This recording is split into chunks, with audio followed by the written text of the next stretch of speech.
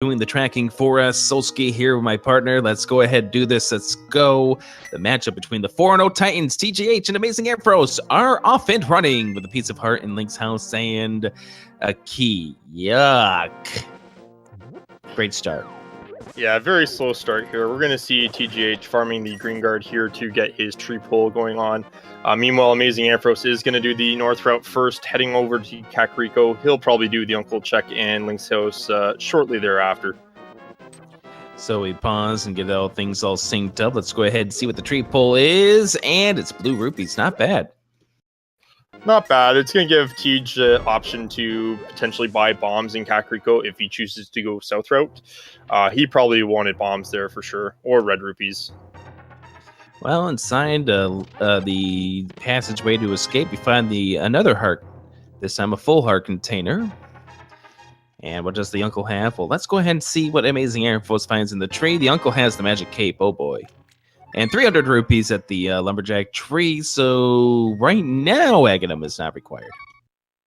Well, if they want to have a very rich inheritance for their kids, yeah, they'll want to do that. But I think they're going to leave those 300 rupees. Also to mention, AmazingAmpharos did pick up the crab, and it is hearts from the crab. So TGH ended up getting a small key out of the sanctuary chest. He's going to take the south route here, where you can perhaps get yourself lucky with bombs underneath the bushes. Yeah, 2 spots they can farm bombs for, basically in the bottom quadrant of those bushes there, and he does indeed get 2 bombs. Very lucky. Very good. 2 bombs. Maybe he can get a couple more coming out of here. We find a piece of heart inside the thieves' hideout inside the Lost Woods. 50 rupees also in the Lost Woods. TGH now checking to see what we get at the race game. Could this be something good? Ooh, nice second tier tree pull for AmazingAmpharos, getting 4 bombs out of it. Yep, there's that knowledge of the game I was talking about with AmazingAmpharos. He does know this game relatively well, inside and out. So he's definitely going to be using that to his advantage this race. That's going to help out with the village. And we see, I believe that was a bottle, red goo in it. That could come into play because that could be our first bottle. Indeed, it was the bottle. So we don't know if boots are acquired yet. Just we haven't seen any map from either player to see if desert is a crystal.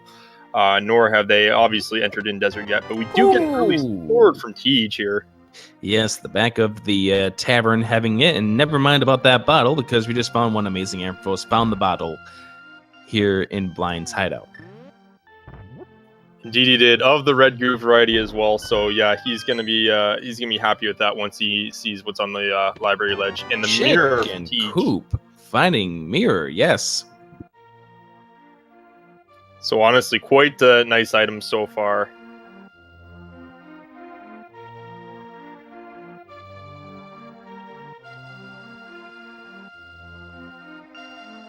Now we're gonna have synchronized checking of the well. We're gonna have mirrors on each other. Well, we are pretty much. Piece of heart found, and let's see. Break up that tandem just a little bit. Find a flute. That's a nice find here in Kakariko Village. Yeah, a little bit of synchronized fluting action. They're both going to be cashing in around the same time as well, and I don't believe we've seen the bottle vendor yet either. Both of these runners are going to go ahead and pick that up. Coming up, a big mass of riches for both of these runners. And a heart container found. And now we get to the weather vane. And both of these guys, I think AmazingAmpharos has the lead. You see that one little pixel he's sitting on the W right now? Indeed, I do. That's the big advantage right now. Hey, every second's going to count in this race. So with the early items that they have right now, they have the early sword, flute, mirror cape, a lot of variety in locations they can go to. They can elect to go to a more traditional route south towards Dam and Mini Moldorm Cave. They can actually elect to go to Hera right now without a fire source and risk that there won't be either any items or be key locked. People complaining that there is no singing, you'd be better off that I didn't sing. Thank you. Yeah, I'm not much for singing either. I think you guys are giving me much appreciated that I didn't either. Blue rupee. The sick kid ends up giving you 5 of his rupees.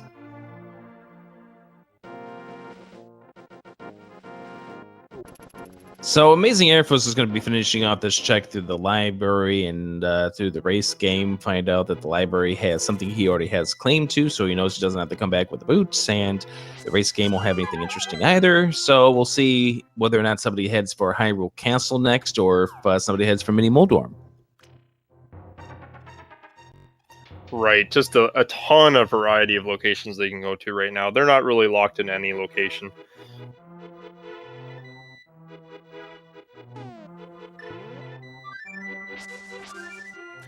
In TGH, oh well, bye duck. He ends up grabbing the money anyways.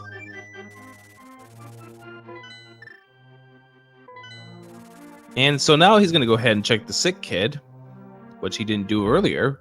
I think this worked out for him. Well, if he wanted rupees, he's only going to get 5 more, but any amount of rupees is going to help towards Zora, which I think is why he did elect to grab the 50 rupees here. AmazingAmpharos quickly checking the passageway up to Death Mountain. Probably we'll see a Hera attempt coming up in just a few moments. Oh, I see what TGH was doing. He's going to buy some bombs. Now he's going to head out of town. And let's go ahead and check the swamp. So 2 different routes. AmazingAmpharos. We'll see which one actually pays off. And we find the small shield.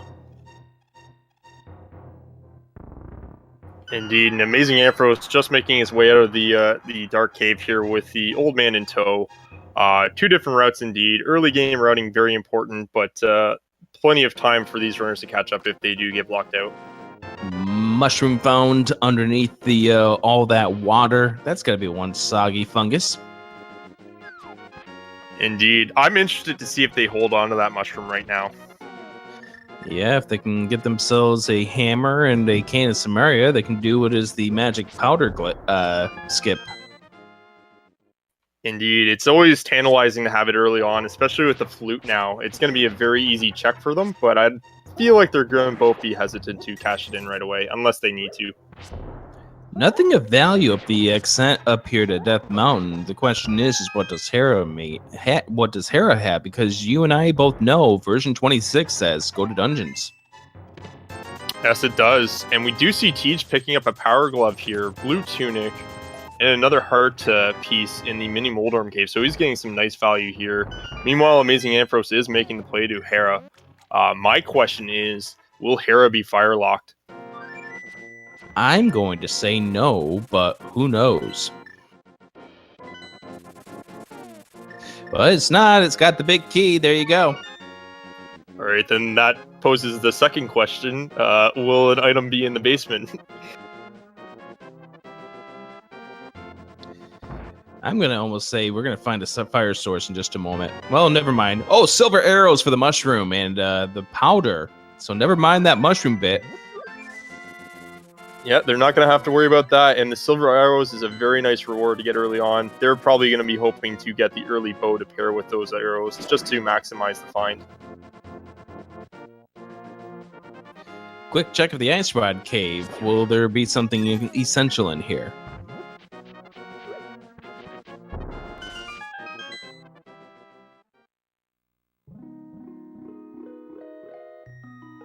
And no, Tara Hera is not a sequence break. With the flute, they have perfect access up here. Indeed they do, and I think Tej just got some more rupees in that Ice Rod Cave here, so nothing really he needed with the 700 plus rupees he has currently. Yeah, 50 rupees when you have 700 is saying... And the big chest map. So now the question is, what does Moldorm have? The second item or the compass? TGH is going to escape. I like this play. This is the play I was thinking about maybe making. Yeah, early escape is always interesting. He does have that small key from the Sanctuary, so he does know back 3 is in play. On top of that, he does have the gloves to make that check even more fortuitous by just saving quitting here. So I think he's just going to check the front half here first, and then maybe go back for the back 3.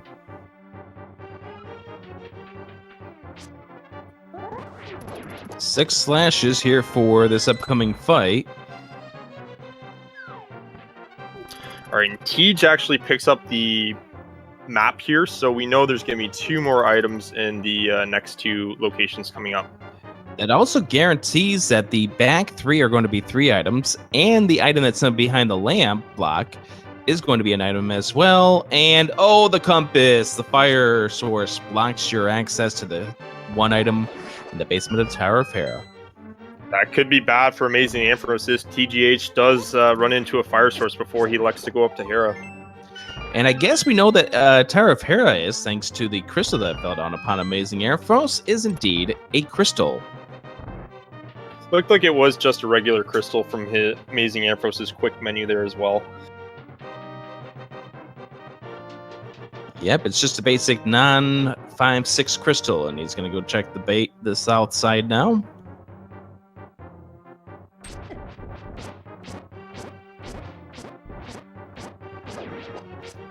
And let's see what we have inside this chest.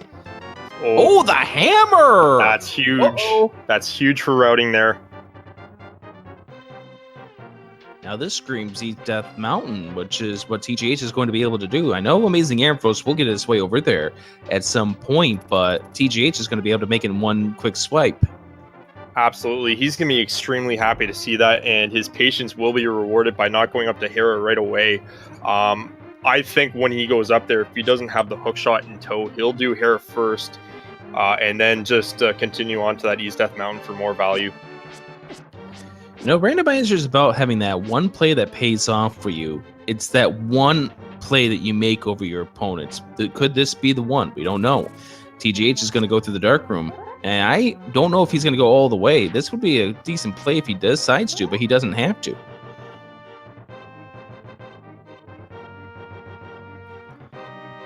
Yeah, it is interesting that he is electing to do that. I don't know if we've actually seen the sewer chest yet either, but we'll see what he does here. We haven't seen it yet. That's what he's trying to get to right now. More rupees. And it's money.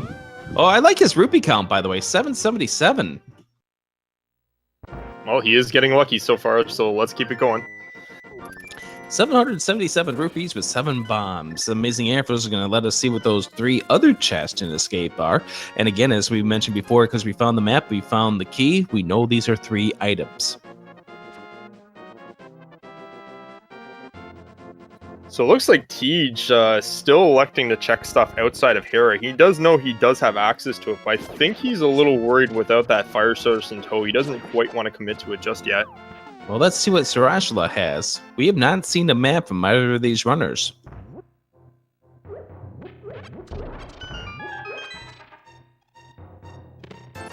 Single rupee. Ooh, Moon Pearl. TGH now has Dark World access. Indeed he does, and at 13 minutes, that's very quick Dark World access. He's going to be happy with that. TGH now will go ahead and check the back 3 of Escape. And then I assume he'll make his way to the Dark World.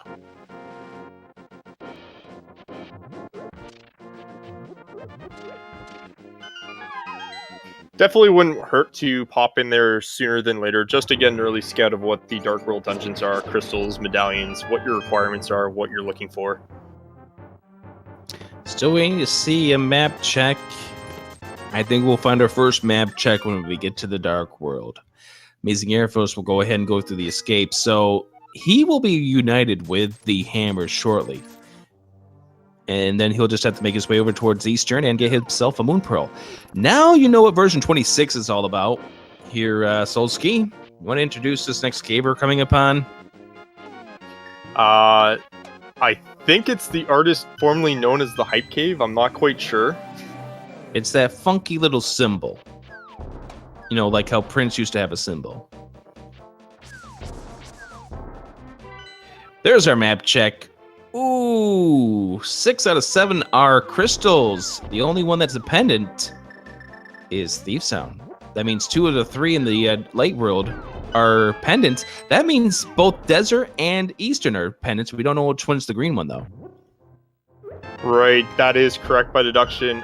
Very interesting. There is swamp and pod for the 5/6 crystal requirements. Sword upgrade. TG getting that master sword, very nice here. And with pendant thieves, the interesting play I'm going to see out of both these racers is: do they elect to go into thieves early, or do they hold off on it for now?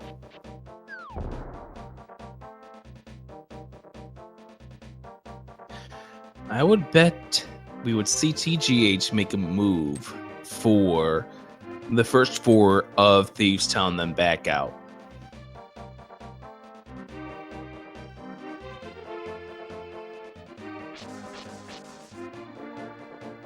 TGH is going to go ahead and explore the remainder parts here as we head to the Haunted Grove. There's the lamp!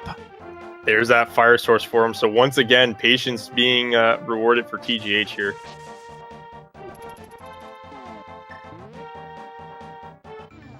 And the hammer pickup for AmazingAmpharos, and he is out of there. Now, he knows there's one item left, but he's not going to try to do the sequence break. Yeah, AmazingAmpharos does not usually do a whole bunch of sequence breaks, and it pays off for him, which is why he's now 4-0. Right, just that. I was going to say, AmazingAmpharos is about to get his AG. Indeed he is. And I was about to say, just with AmazingAmpharos, just his command of the logic and understanding of routing and everything like that, he's able to basically deduce on the fly which items could be where. So if he knows that there is a sequence broken chest such as sewers that he's leaving right now, he's definitely going to have that in the back of his mind. And we get the hook shot from Teach here in the shovel game. Wow, jeez. Everything is just paying off here for TGH right now.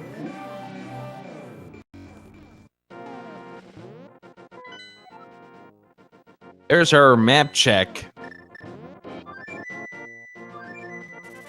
Yep, we got the green pendant at Eastern Palace here. I think he's going to go, he's going to go up to 1 now and find all these locations at East Death Mountain for sure.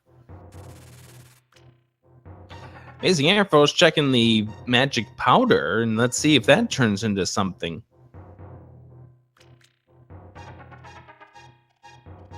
And that's just a bomb upgrade. It's unfortunate.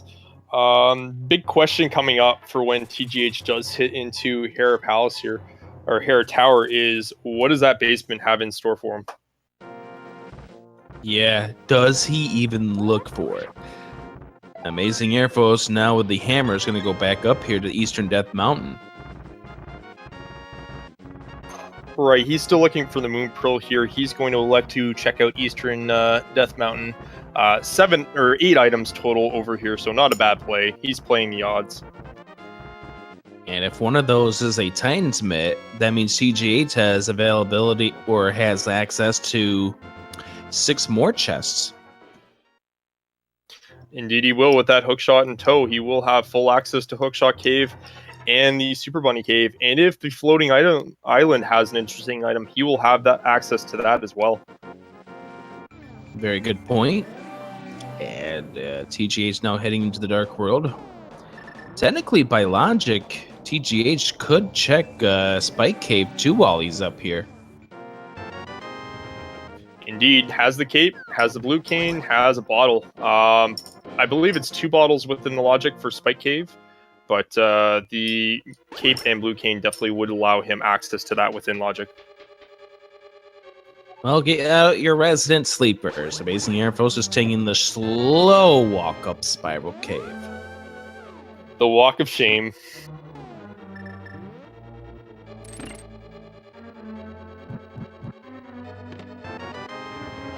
So TGH now grabbing the magic powder, which is what AmazingAmpharos did a little while ago. I am very curious what that one item is in the basement. I mean, for AmazingAmpharos' sake, hopefully it's not progression or a key item, because he might leave that up there for a while, especially since he's doing East Death Mountain now. Yeah, since this is now his second trip up here.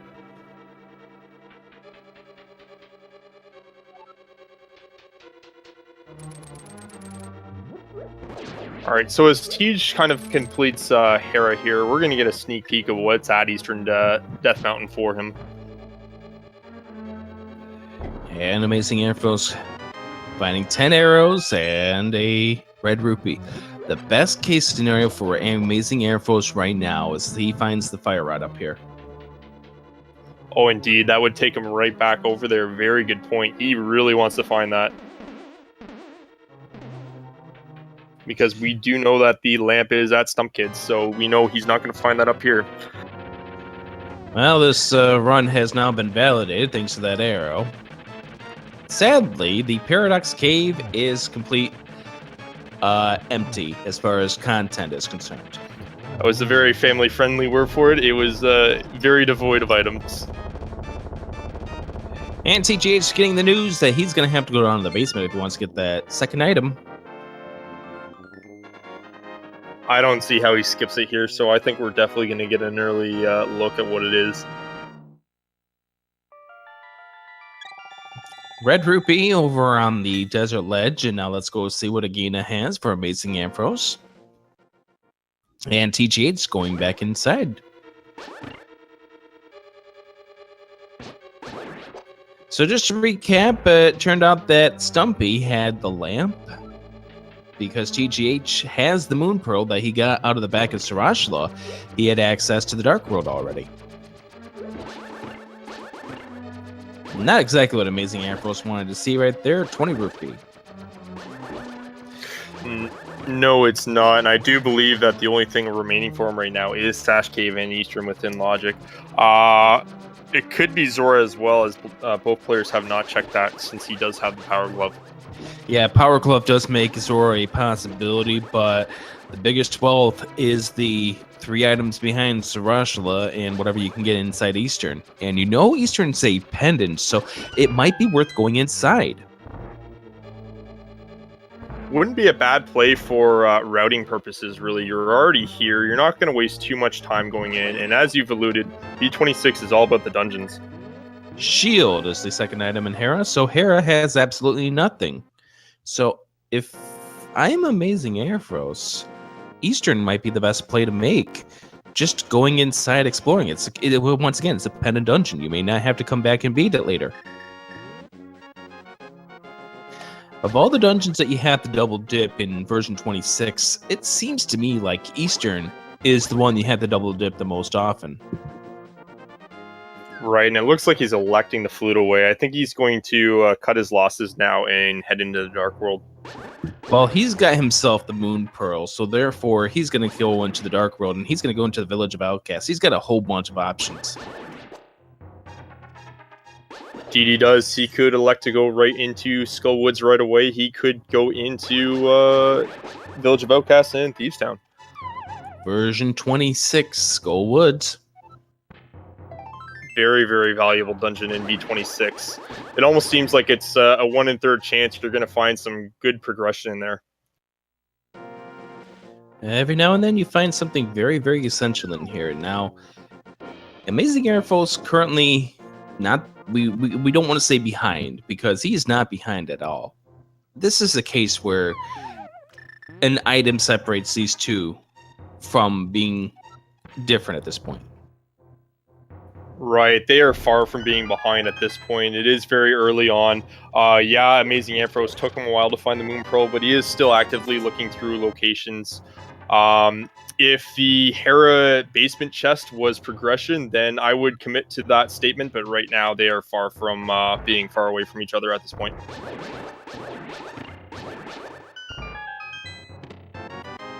TGH is going to find absolutely nothing.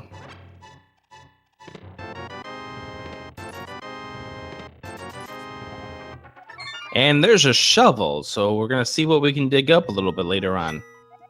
Yeah, AmazingAmpharos is going to be able to hit up the lamp and shovel checking combo here once he hits up Stump Kid. Yeah, and that's going to help him out for routing. That's something that TGH might put off. Indeed, he could, because he's already been down there, but I would imagine if he does get the fetch quest later on, he'll definitely prioritize it. Let's see where he goes from here.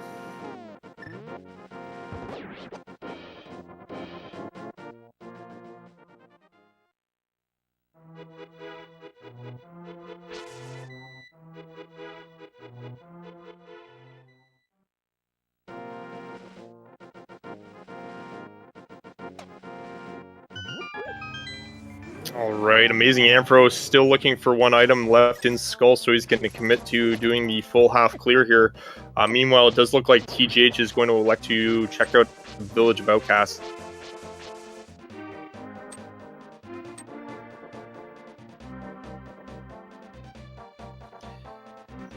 Now, we know something of a trick here that AmazingAmpharos is not going to be pulling together here.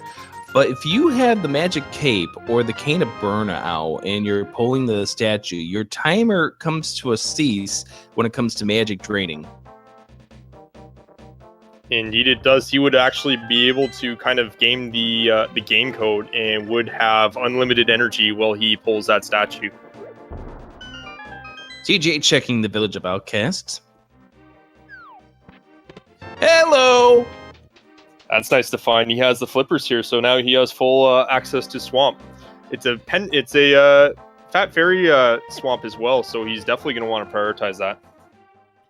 And AmazingAmpharos is going to do the bomb jump here to try to get over and see if the big chest has an item in it. And I'll see if TGH does more than the first 4 coming up. I think it depends on how many items he pulls out. That's 1. And just a small key, so the remaining item in Skull Woods is going to be behind the fire rod block. Indeed it is, and you are correct there. The amount of items that you can get in the first 4 chests, the maximum amount is 3. You must get the big key chest as a to prevent any kind of key soft locks within the game. So he's definitely going to want to see 3 here. And if he gets 3, that may influence his decision to just get out.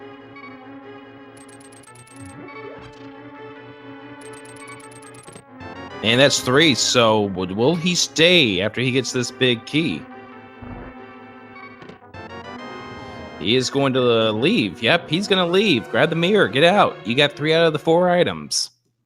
Yeah, because we don't know where that 4th item could be. It could be very early on the next chest that would be in the bombable ceiling, or it could be as far as blind as far as we know. So TGH finishing up this area over here. Will he go north? Yes, he's going to go north. He's got the magic cave, so he can check Bumper Cave.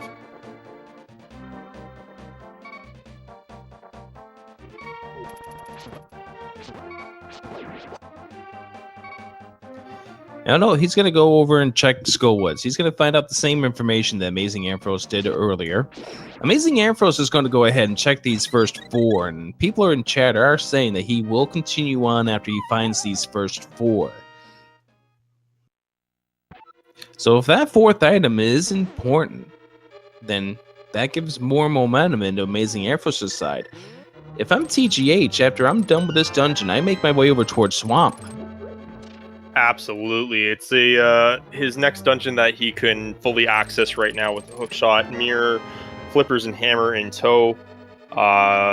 Once again, Fat Fairy Crystal, very important to route in early on as you can, just to keep optimal routing in mind.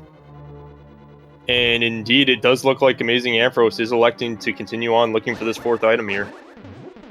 So the 4th item can appear right now on top of the staircase where you will open up the wall, or it could be in the big chest or at blind.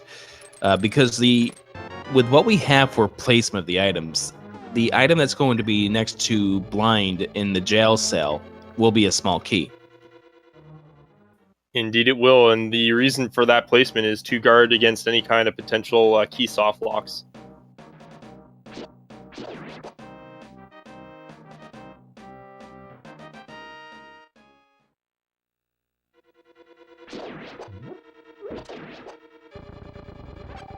So TGH is doing the same thing that AmazingAmpharos did. We'll get the big key here, go back into the other side to find that small key.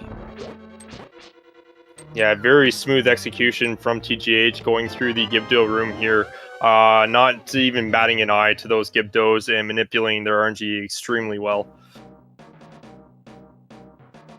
There's the compass, so we still have to dig a little bit deeper into this Thieves' Town to find the 4th item. And as you said, we're going to see that small key coming up in Blind Cell. His next stop after that will be the big key chest itself.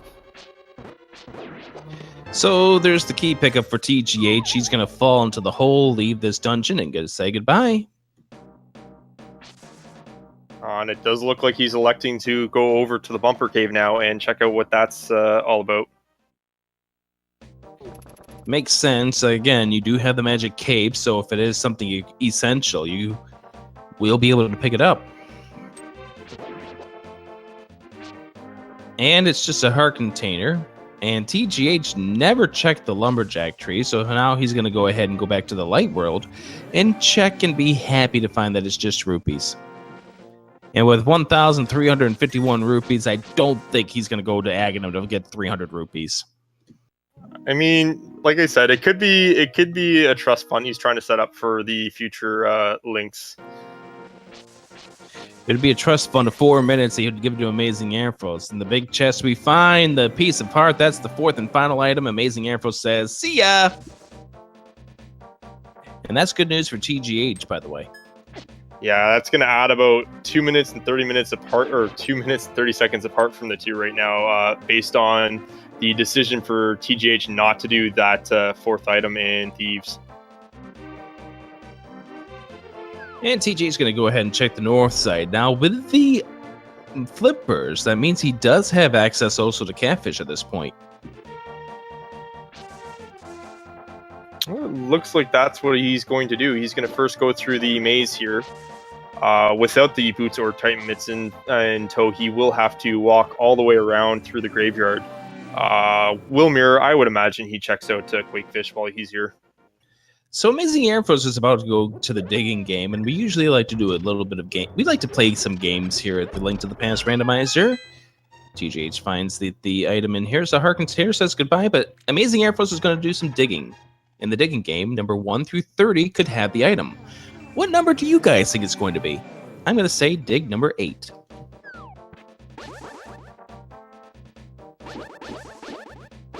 What about you, Solsky?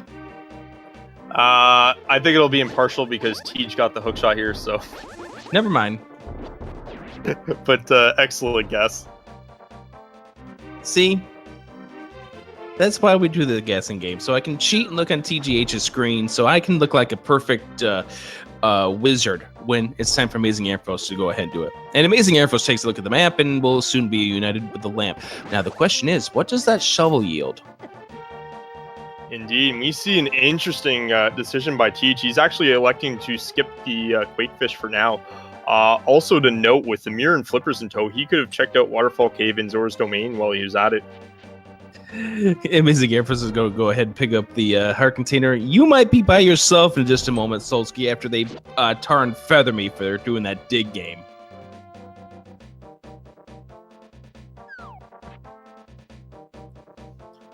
Oh, Bombo's medallion found for TGH. It could be a medallion required for either Mire or Turtle Rock. Could also give them access to Ice Palace if they're able to get the Titan Mitt soon. And Bombs, the reveal for the shovel. These things that AmazingAmpharos needs to go his way to set himself up with an advantage over TGH just are not going his way just yet. But is he going to make the play for Swamp Palace? Somebody's going to have to make that play, because I think Swamp Palace has the next progression. I don't see him skipping it while he's here. I'm just wondering if he's going to go into Hype Cave beforehand. Well, judging on that turn, that's going to be a yes. That would be a very good decision for him, because we do know he's going to find his Master Sword in there. And TGH is going to go ahead and check Catfish.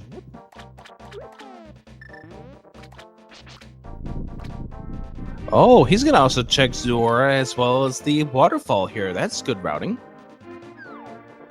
And a bottle for TGH. That's a good safety to find. That's a very expensive bottle there. Where did they end up getting that bottle from? A tourist trap? Somewhere. Maybe it was from the digging game. Who knows? Maybe the other prizes they had. Well, the waterfall is the container of your red mail. And AmazingAmpharos looking like he's going to head on right straight to Swamp.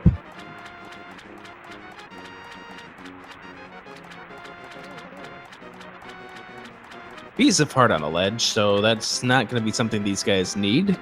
So 500 rupees, what's that going to get us today? Is it going to be another life lesson? Let's say it has the bow. Oh goodness, we're calling it now. This is going to have the bow, says my commentary partner. Let's find out if you're right. Well, sorry, it's just some love.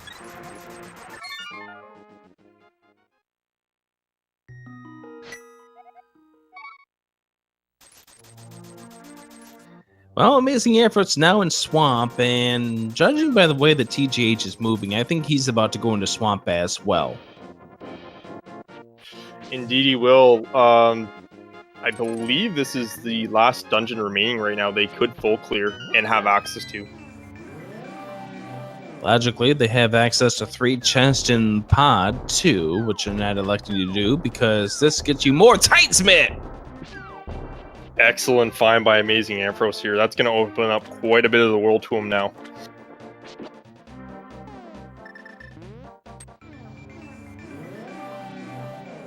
Now, depending on what else he finds here in Swamp, those Titan mitts will really dictate where he routes going from here. Well, we know AmazingAmpharos, unless he finds the Fire Rod in here, cannot go to Ice Palace. TGH can. Indeed, he can, and that's going to be that advantage that TG is going to take out of here from Swamp Palace.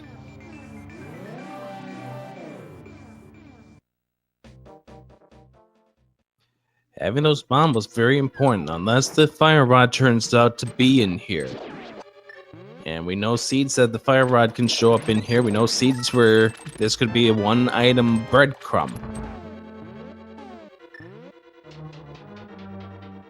Right, and also that bombos could also lead TGH on a bad path.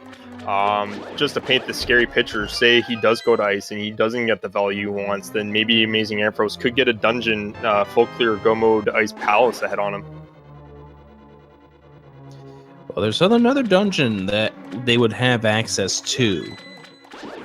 Misery Mire. Yes, they would, depending on what medallion it is. You're totally correct. They also have access to Desert, even though that's a pendant.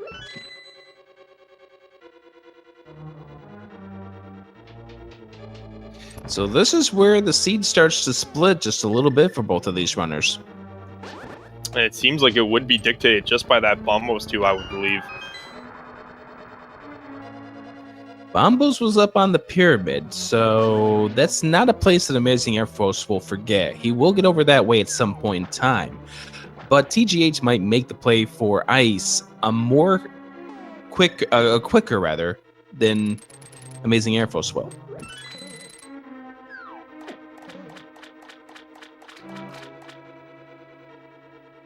Indeed, we could see AmazingAmpharos actually preserve that pyramid check for now and might actually elect to go to the other type mitts locked locations, such as Mire area, and might even elect to take another trip up to Darkwold Death Mountain now with that lamp in tow. And the other thing is, we have a bunch of options open for both of these runners. Neither of these runners want to go into pod without the bow, which is totally understandable. So, I guess if you were in this position right now, Solsky, where would you go? If I was in TGH's position, I would go to Ice with that Bombos in tow. If I was in AmazingAmpharos' shoe, I would probably do Mire area first, take a peek what was there, and then maybe go to Darkwold Death Mountain.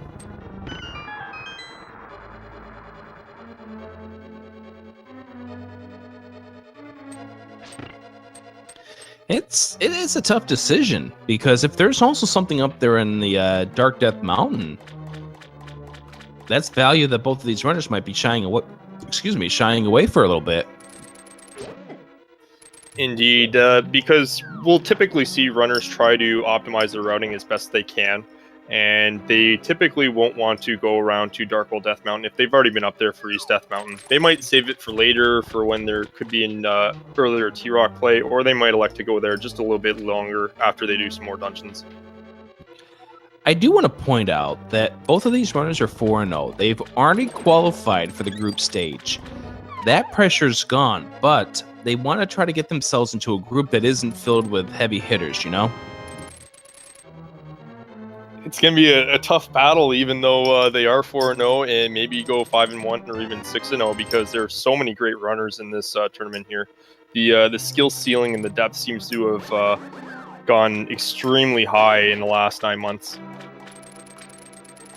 A lot of great runners. We had a cap of 100 runners to make this tournament, or at least this part of the tournament. Ether, that now adds another possibility for Meyer or Turtle Rock entry. Indeed. So now we know where 2 of the medallions are. I would imagine if I'm in TGH's shoes, I'm feeling pretty comfortable knowing that I have the required medallions for T-Rock and Meyer. Art container found there. That means Argus is going to have the 6th and final item. Will it be something nice?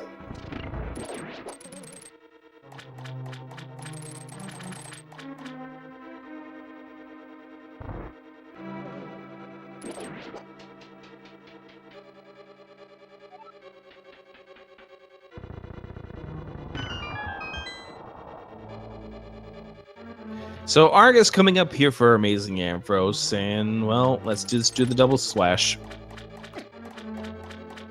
Yeah, Master Sword Argus is a little slower. It does take 2 slashes versus the 1 of Tempered or Gold Sword.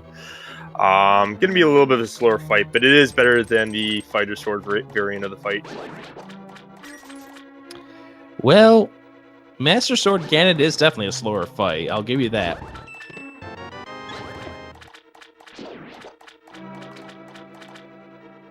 Yeah, we're calling it here now, 41 minutes in. Hey, if we're correct, then we can definitely do the commentator curse.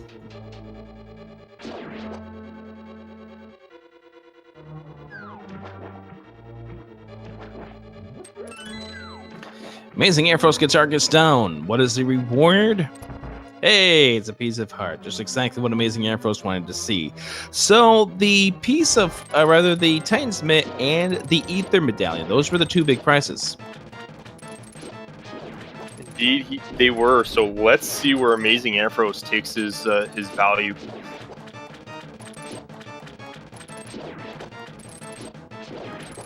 I would have to say that I disagree with the person that said that this run isn't cursed because we didn't sing, or this run's already cursed because we didn't sing. This run is not. This run is blessed because we didn't curse. Or rather, yeah, didn't curse. Didn't sing! I know English. What's the medallion we need for Misery Meyer?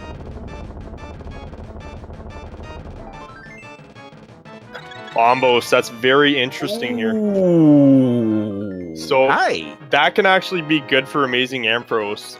If that was Bombos, he might have elected to dip in there. And if Meyer didn't have anything in there, that might actually save him in the long run.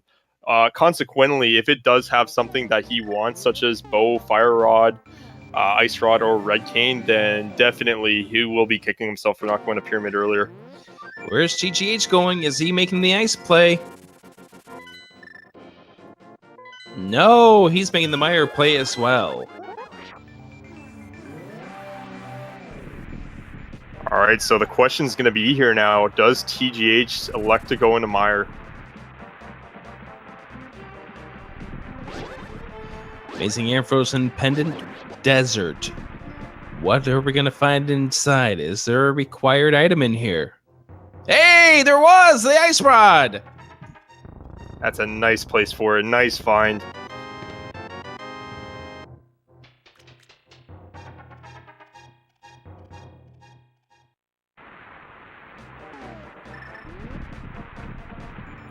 That also means the second item in Desert is hidden behind the boot block.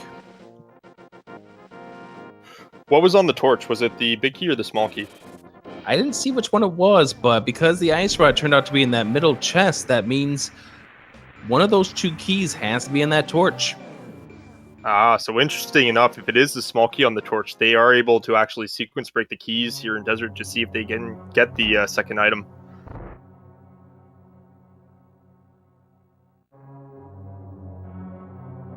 AmazingAmpharos actually didn't check the torch. Here's TGH to let us know. It's the big key. Yeah, so if he wants to, he could elect to go into the back half of Desert now, get the small key, come back, and open up the other chests. There's the ice rod. So what does TGH do here? And even if you steal the key, it doesn't guarantee you the item. AmazingAmpharos is going to go check the hobo now.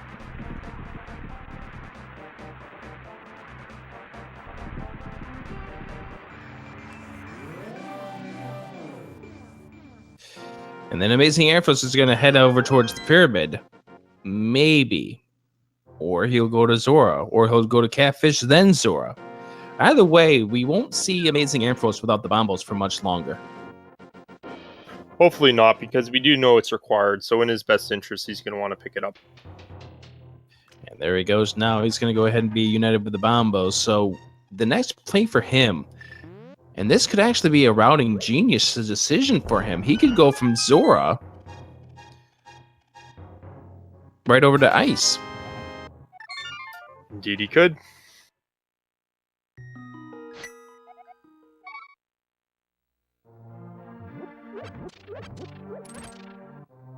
Logically speaking, the second item of Desert is indeed behind the boo block. You can't steal the key to sneak your way around it because of the way you could soft lock yourself.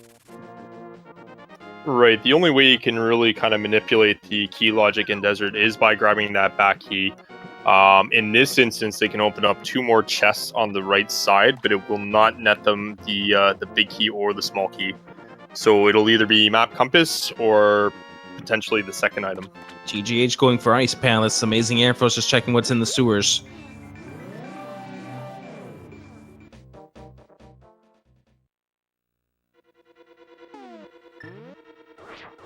Alright, so even with the knowledge that Meyer is the Bombos Medallion, TGH is actually electing to go into Ice here. I like this play. This is a completable dungeon. You have to go through here. You'd rather go through here in go mode, but you have to go through here. You have to beat it, so it makes sense to come in here.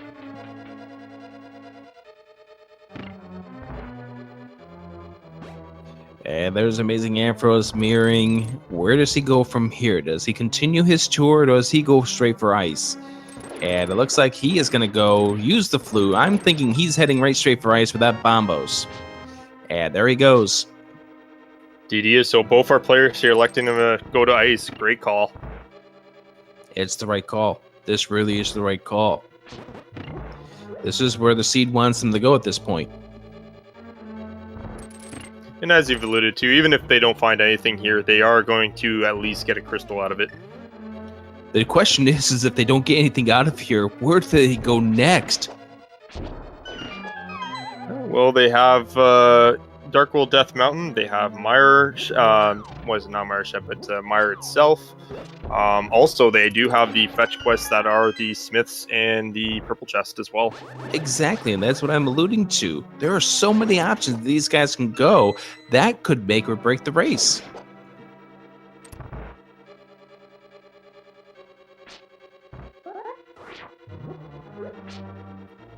TGH kind of getting himself out of that bomb. He didn't like where that bomb was, and this time he just bombed himself off the platform. Yeah, just throwing that bomb in disgust does get it the next time, though. Great work.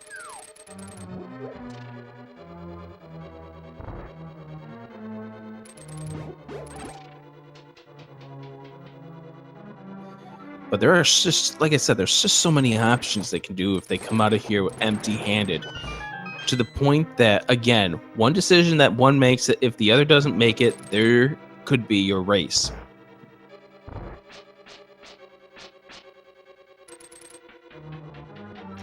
These 1 versus 1s are just filled with these kind of decisions, and that's what makes this tournament so great. Indeed, especially in a best of 1, you're more liable to see kind of, I think, crazier plays just to try to get the edge over your opponent. Green goo, that is item number 1 of this Ice Palace, and we see the bomb jump for TGH to allow him to get over the other side.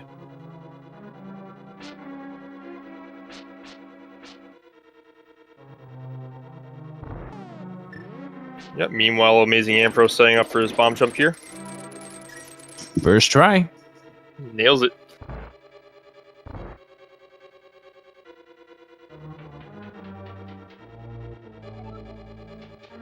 AmazingAmpharos will be picking up his second bottle in this dungeon. His first was way back in Kakariko Village. The second that TGH found was that catfish. We know where the fourth one is. It's in the library. We're not going to see any of these runners pick that up.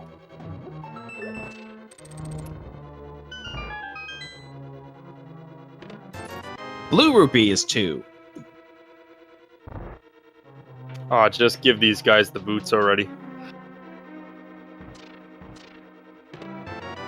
Game says, how about a small key? Yeah. I do like how he said that in stereo form. It was good synchronicity there. High five time. I was about to say, and speaking of synchronicity, there they go, and TGH does get the big key here, so he is going to be able to check out that chest on his way back down. TGH would love to find the third item here. That means he wouldn't have to worry about the jelly room.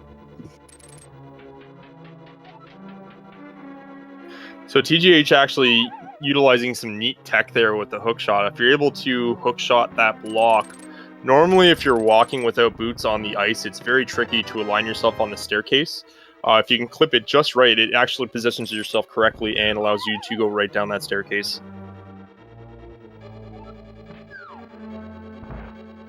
So now TGH is going to have to check the jelly room.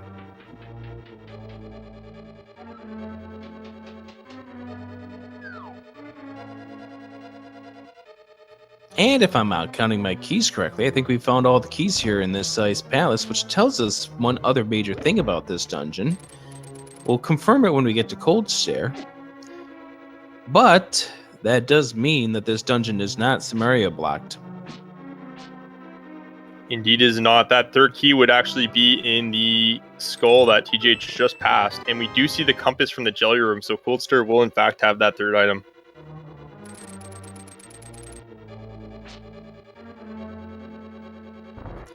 So yes, if Cold Stare drops a key during the boss fight, that means by logic this seed would require you to have the cane of Samaria when you get to this point.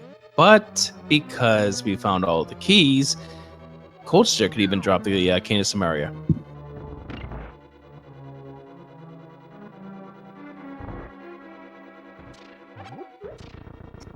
And we get ready to see TGH go up against the Oh, does he has some potion, right? He better have some potion.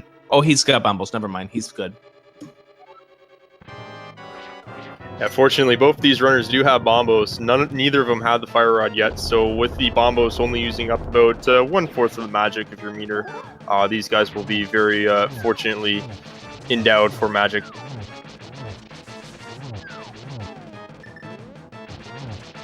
Hey, Jay Cooper, thinking is hard sometimes.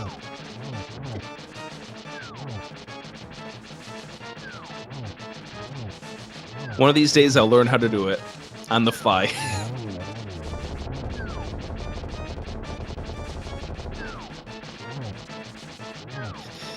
Good hammer strats on TGH, and we're going to go ahead and do some good swordsmanship here. And down goes number 2. Number 3, what's the item? Red Rupee. It's a red item, but not the red we're looking for. Now the decision begins. Where would you go, Solsky? I mean, if I already passed on Meyer, I'm going to pass on him again and go to Dark Old Death Mountain before anything else. They've already committed to a south route, so we know they've already done half the locations in Overworld Dark World near the Village of Outcasts. So I'd probably do that as a first check, just to see what medallion also is required for T-Rock. And AmazingAmpharos doing the hammer strats again as well, with TGH checking East Death Mountain. And I do like this play because you get 6 items in quick succession. Plus, you're going to get into Spike Cave.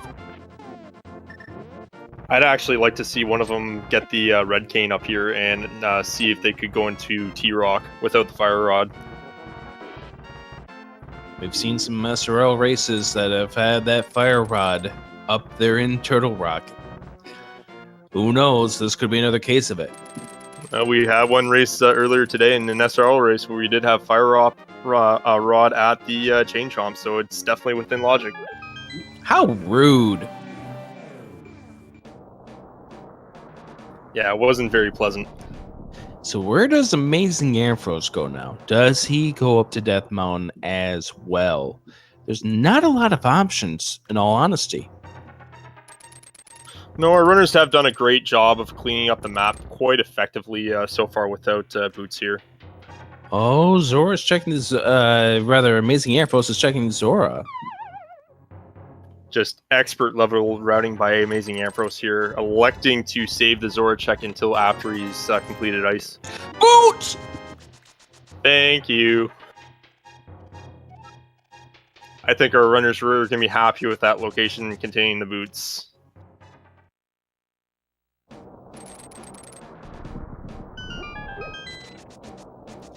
And we're going to find out what medallion is required for Turtle Rock. That's the ether they found in Swamp Palace. So interesting-wise, if the logic is going by the breadcrumbs here, that ether was actually in Swamp Palace, so that could have been the intended route for them to go around to, if they do run into Red Cane. Quake, so we don't need the Quake at all, but there's the third and final medallion.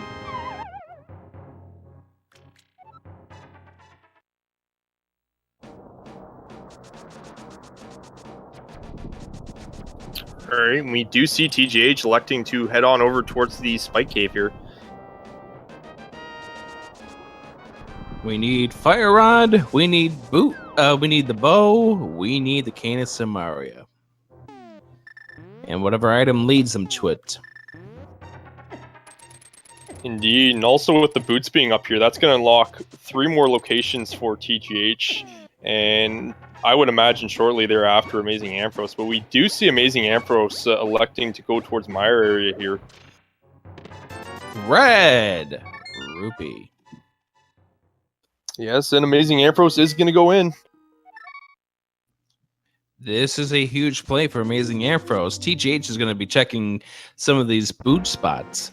And by the way, that boots does unlock that second item in Desert now. Indeed it does. The only item that cannot be at the pedestal is the bow. The only item that cannot be in the pedestal that we need at this point is the bow. The fire rod could be there. The Canis Samaria could be there.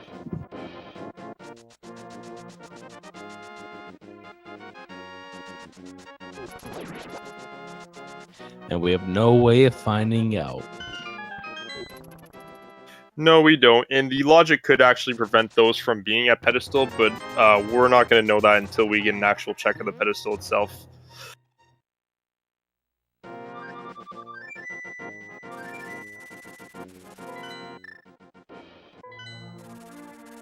And now the chat coming up with their best suggestions for how this sea could troll them.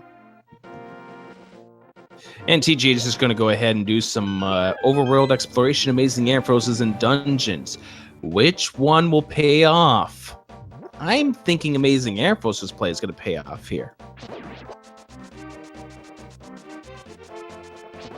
Yeah, it's always the scary feeling going into Mire. There are only 2 items in there, and he does have other overworld options available to him. So if he does have value in here, either the Fire Rod, Bow, or Cane, he's going to be extremely happy with his decision. I do agree with the comments in chat saying that we should be taking the boots on over to Desert. It's a very good idea. You got to kind of put this breadcrumb and say, what does the boots do for me? Right, and not only that, if Desert is a miss, they can go right into Mire right afterwards. Oh, still a... Oh, Fire Rod! Here it is. Ooh, we now have an item that we can get to in Skull Woods. And we can complete it now, so I think that's TGH's next play.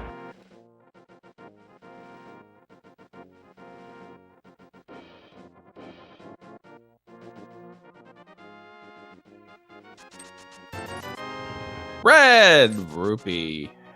Not the red we're looking for.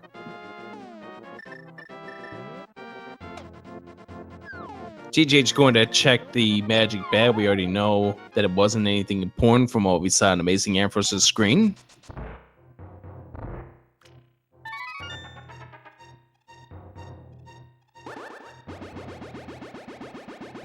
All right, don't blink. AmazingAmpharos' screen there. That screen transition did finally occur with the, I believe, 14-second cutscene. Big key. We have yet to find an item in this misery mire. AmazingAmpharos would get extremely lucky if he finds the red cane in here. Or even the bow, because the bow could unlock where the cane of Samaria is. Definitely will be a big play for him here. 3 chests left here for AmazingAmpharos. That's 1. That's the red boomerang. There's another red item he doesn't want.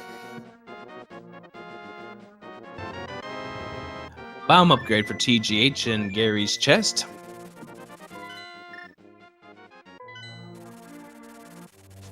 TGH does elect to go over to Skullwoods now with that fire rod in tow.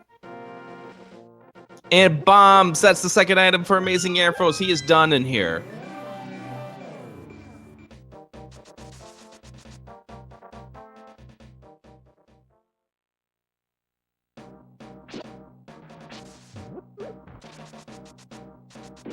All right, so it does appear AmazingAmpharos will be heading over to Dark World Death Mountain now, and he will be very happy to find his boots here. He's going to wish he had those boots a little sooner, but this is what the seed is. Yep, that's Randomizer.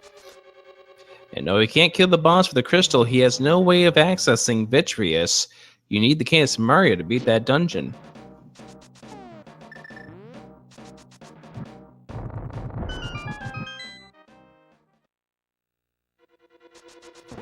Don't forget, we have only found 1 item in this Skull Woods. Did that fire rod come in the progression that could lead us to a major item? Well, if this is the V26 we all know and love, I would imagine our next major item we're going to find is that red cane.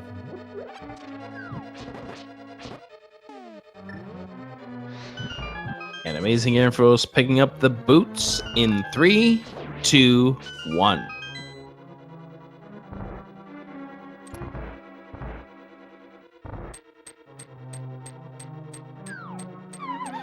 And smart play by TGH, waiting for the hand to come down, because we've seen it happen in the tournament before. Last year's tournament, you're not safe when you go down that hole.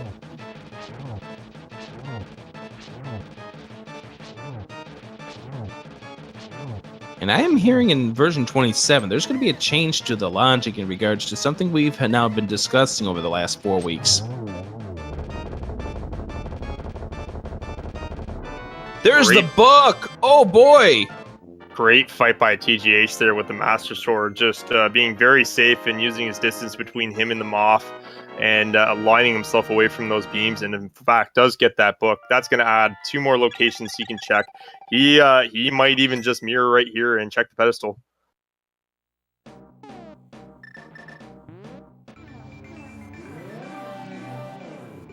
The only thing it can be for us now is the Cane of Samaria. He's not going to check the pedestal. Oh, wow. That's a very gutsy play there.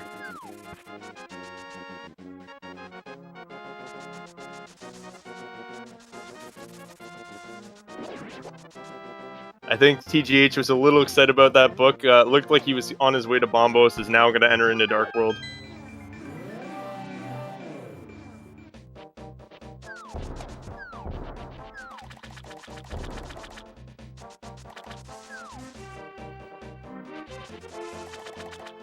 So AmazingAmpharos getting the boots. Where's his next stop? TGH is checking the Bombos tablet. Looks like it's going to be similar to TGH's play here, checking out the Purple Chest Smith and Hammer Pig area. He's going to like what he finds there.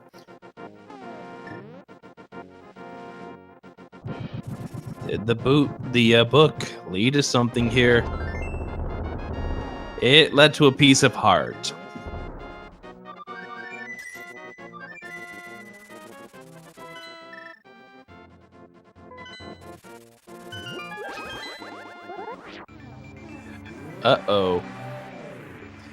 Is TGH making the play for Misery Mire, or is he going back into desert? He's going for Mire.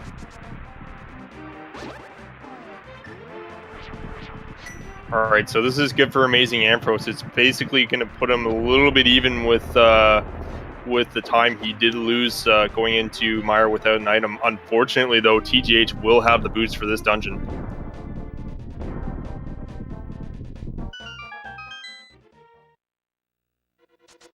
So, Rick. Yes? It does look like you did leave the chat hanging when you were mentioning a V26 or V27 change. They do seem quite interested. Would you be willing to reveal what that change would be? I will when we go into pod. Because our runners don't want to go into pod or Eastern, I'm not going to discuss it until we get to there.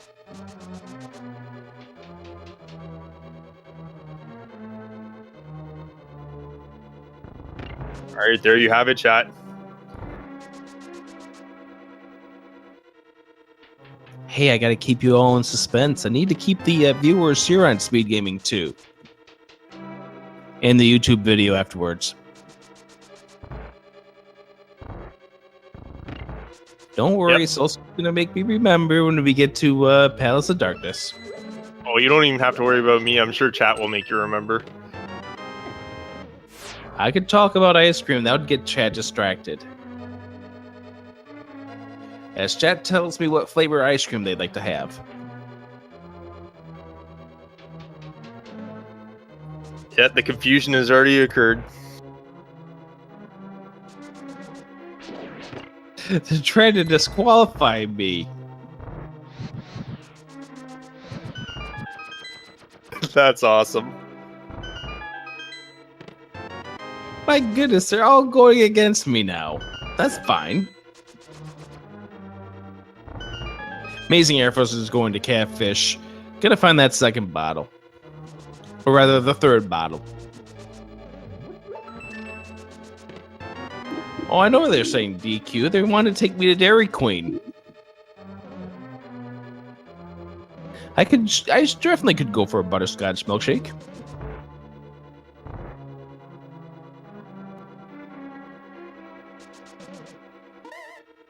Yeah, I think I'm more of a strawberry milkshake kind of guy myself.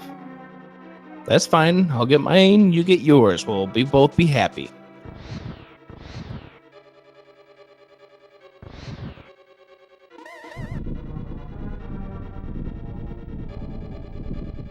Alright, so TGH will be picking up his big key here. It does look like AmazingAmpharos is going to elect to check out Desert for that second item now. Here we go. This could be interesting.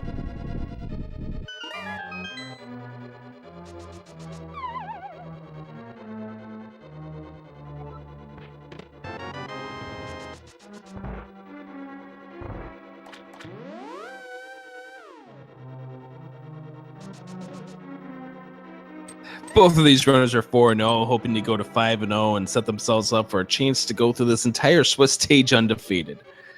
We're still looking for the bow. We're still looking for the can of Samaria. TGH gave us a chance to take a look at the pedestal, but he opted not to. He flew away. It could be a decision that comes back to haunt him, but it would be a very low percentage play for the item to be at pedestal at this point.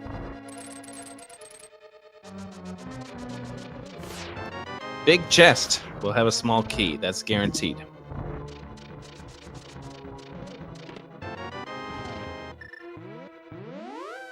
Lime butterscotch does sound awful. I'm sorry.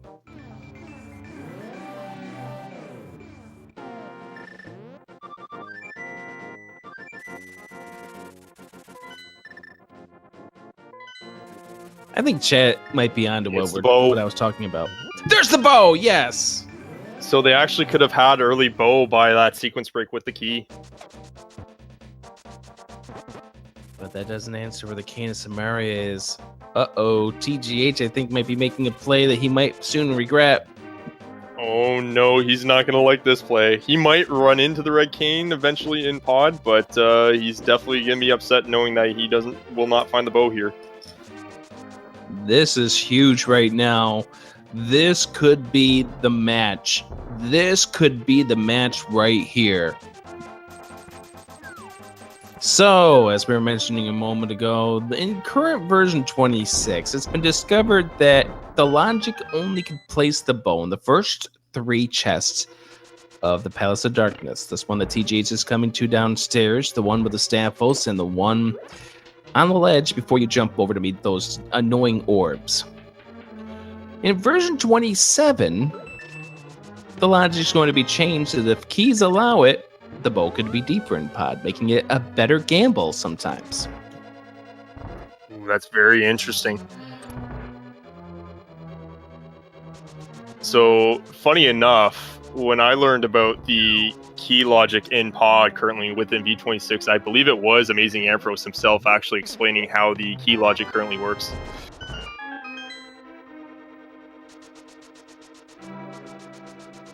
And it's tough to figure out who's ahead at this point because they're both missing critical items. TGH is missing the bow. AmazingAmpharos is missing the fire rod.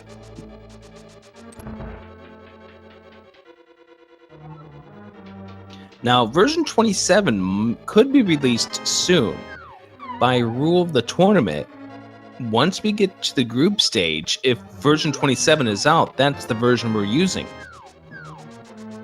But if version 27 doesn't come out until after the group stages begins, we won't be doing version 27 logic until we get to the bracket stage. Yeah, I would say that's definitely a fair rule. We'll give the runners enough time to adapt to the logic changes, because who knows, we might have some other cleanup logic changes other than just pod awaiting us. Big key. That's an interesting spot for that big key behind the bow block.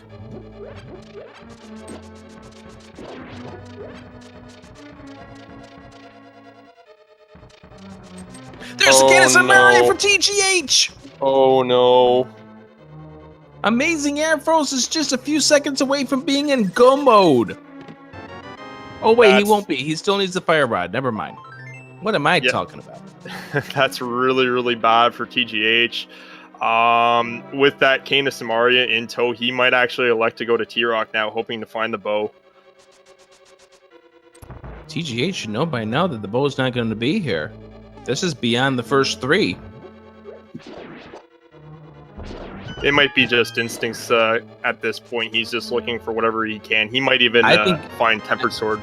I think he may be looking for the big key. So that way when he comes back, that's all he's got to do is find with a big key, or just make his way over to the final. And at this point, he knows that the big key's on the right-hand side. Yeah, that's a very good call. Meanwhile, AmazingAmpharos is going to be extremely happy to find that red cane. I will also be interested to see if he does elect to go to T-Rock without the fire rod. Well, TGH is now venturing into Pendant Eastern, the dungeon we know he can't beat.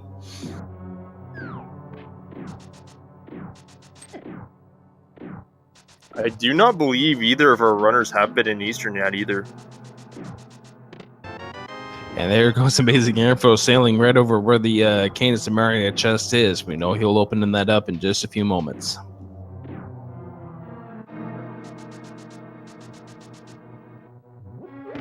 It is amazing that an hour 13 is our first check in Pendant Eastern.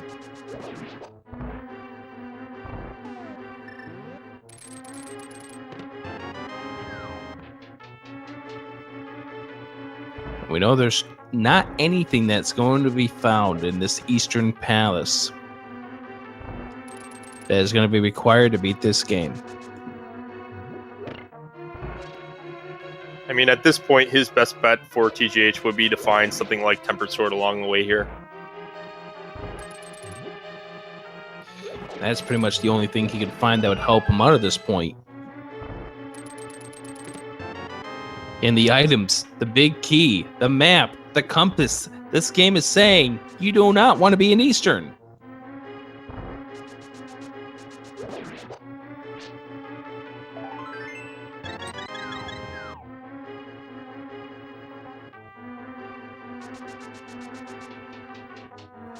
Which one of these two runners makes the play for Turtle Rock? The play that TGH needs to make is for Desert. But here's the thing. Would TGH head on over to Misery Mire to finish that up before he heads up to Turtle Rock?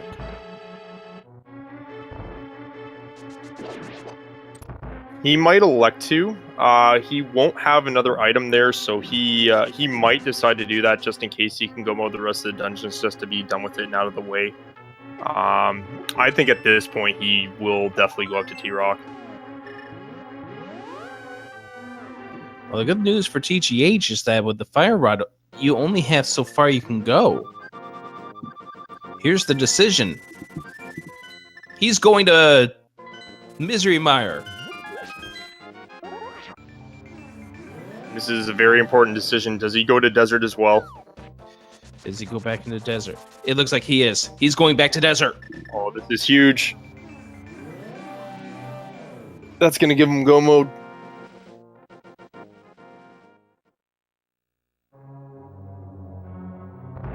This is where TGH needs to go. The bow is here in Desert. You have to get the big key to get the small key out of the big chest.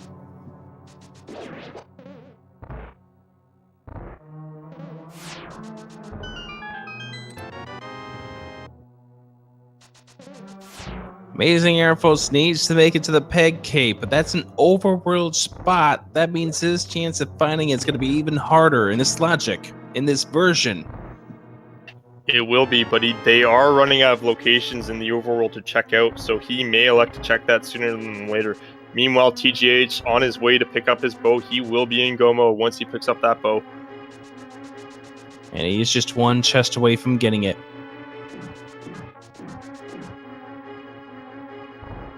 And at 1 hour, 16 minutes, and 45 seconds, TGH is in Go mode. That's bow mode. Yeah, I was going to say, as chat's pointing out, it's bow mode.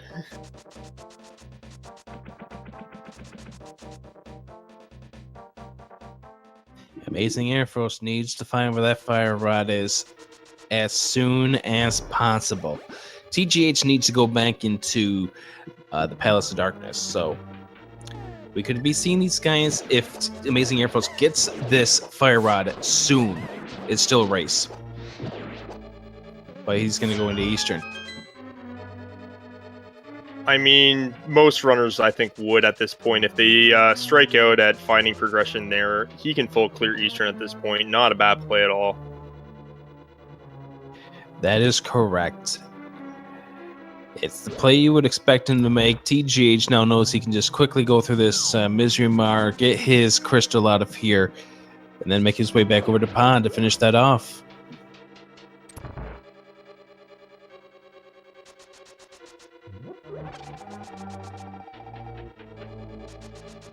And TGH on go mode is going to be tough for AmazingAmpharos as it is. TGH's execution in this game, from having NMG experience, for having a sub 90 in this game in that category, it's going to come into play for the next 15 minutes for him. Yeah, his execution is extremely a valuable asset to him. Probably his primary asset in Randomizer itself. Now with him being in go mode, he's just going to allow his skills to basically carry him throughout the rest of this race. And AmazingAmpharos is not done with this at all. He will, with the loss here, and this is providing the fact that this result doesn't change at this point. AmazingAmpharos will be 4-1. He's already qualified for the group stage, and we know that AmazingAmpharos has proved himself to be a fantastic runner. Take a look at the names that he ended up beating in the first 4 weeks of this tournament as an example for how good his skills are at this game.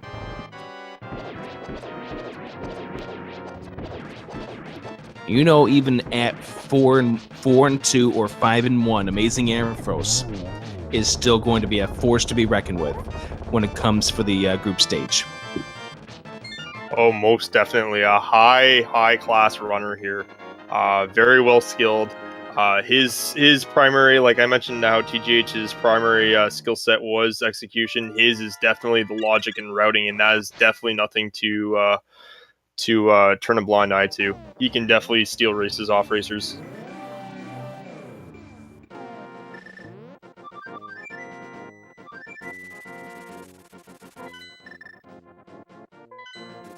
So TGH now getting ready to head into the Palace of Darkness. He has to go the right-hand side, go to past the Mimics, because he's still lacking the big key.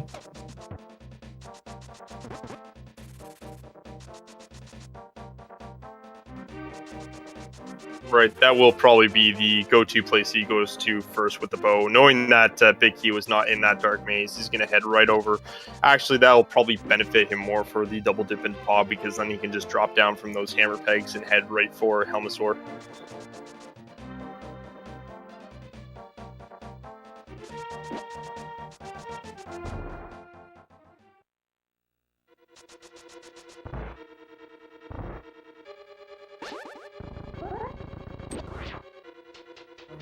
And you and I both said it. Once after they got the boots, the idea was to go back to Desert, see if that led you to something. Yep, and that's how it turned out. The logic with the breadcrumbs was telling our racers to go. It was telling them to head up to Death Mountain with the mitts to get the boots, to go back into Desert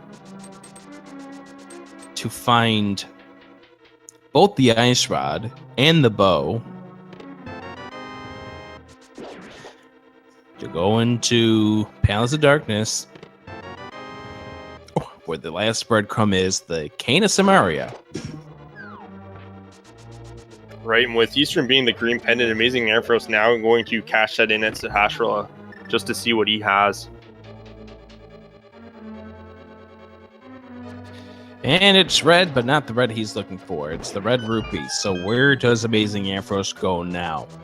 Does he go up to Death Mountain, check Turtle Rock? Does he go and do some of the other overworld things? I would like to take a look at his crystals. He's going to do the Pyramid Bomb. And that does appear to be what he is doing here.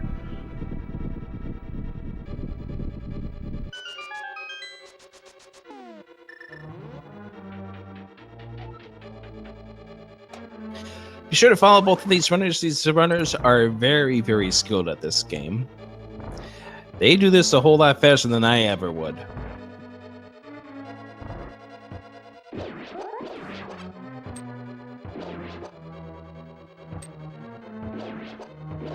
And because we already found the map and the compass, Helmasaur is going to have the final item of this dungeon, but it turned out not to be anything special from what we saw on AmazingAmpharos' screen.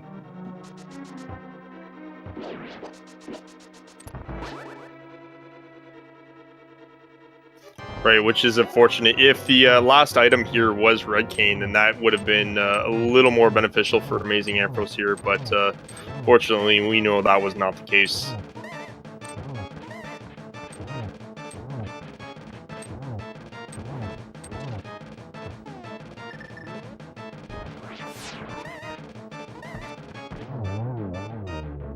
Find 20 rupees, we find 20 more rupees. That's not what AmazingAmpharos wanted to see. Yeah, that's like the last 4 items AmazingAmpharos has gotten is red rupees. Oh, wow. This game is just absolutely mean to him. And looking at this hookshot in his inventory, uh-oh. Oh, no. I think he's going to make the play to T-Rock.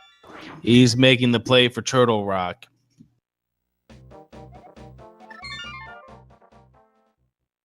I mean, it's not a bad play because he doesn't have the Fire Rod, and within logic, the Fire Rod could be up here.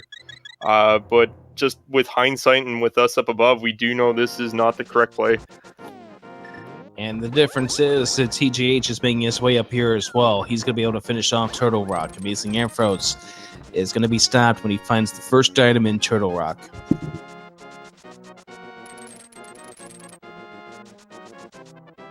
I just hope the key logic doesn't take him all the way to Laser Bridge. Oh, this is just going to be tough if that's the case. Because that's going to just sap all this time away from AmazingAmpharos.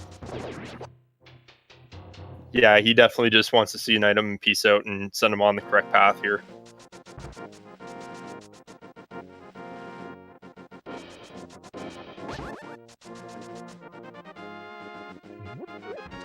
I should clarify. Doesn't necessarily have to be the first item in Turtle Rock, but you have to get away to that laser bridge if it's not the first item. Right, so essentially for him to get to Laser Bridge, he's going to have to get a lot of small keys and then the vanilla big key to be able to get the Laser Bridge.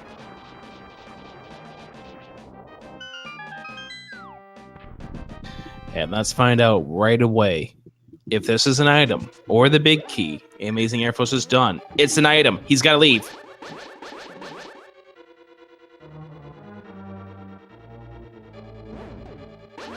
It's probably the best news he's seen in about 10 minutes now, pulling him back away from that T-Rock play. I do believe he's going to be checking out Spike Cave now. He already did, didn't he? Oh no, he's going to Hera Basement. Oh, that's right, because he never got it earlier. Oh, that's another minute and a half right there. He's going to go after the shield.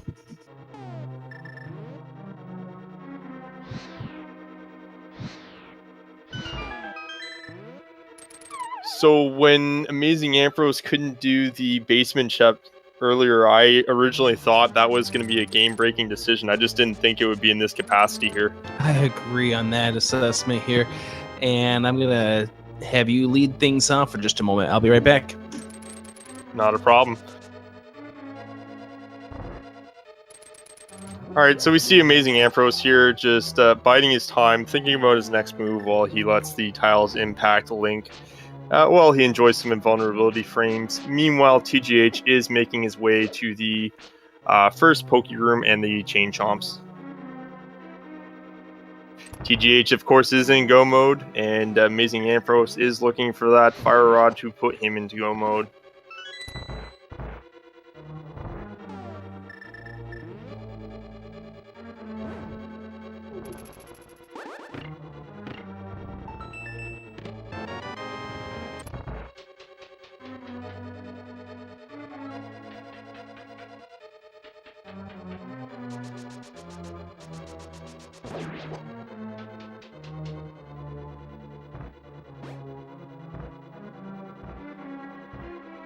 Alright, looks like AmazingAmpharos is going to make the play for the purple chest and Smith hammer peg area. That's going to be very good for him. He will find his fire rod at the hammer pegs. Meanwhile, TGH continuing his way very steadily throughout T-Rock here.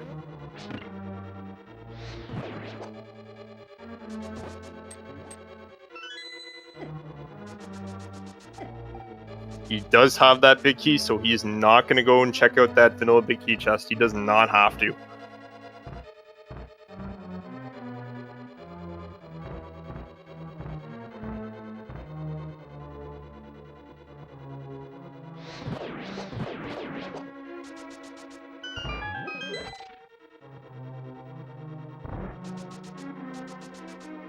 So as I come back in the rear, we see AmazingAmpharos now making his tour.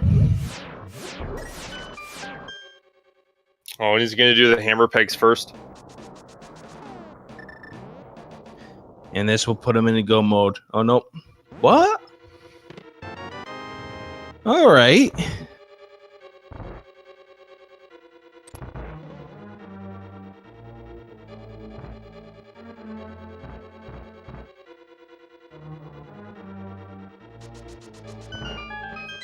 Yeah, he takes the frog back, gets rupees out of it. Oh, tempered sword for TGH. That's it. Yep, probably that last item TGH was hoping to run across on his way up to Ganon's Tower. He gets early on before Trinex. He's going to be very happy with that item. And now AmazingAmpharos now goes into the cave. There's the fire rod. And AmazingAmpharos at 89 minutes in is in Go mode.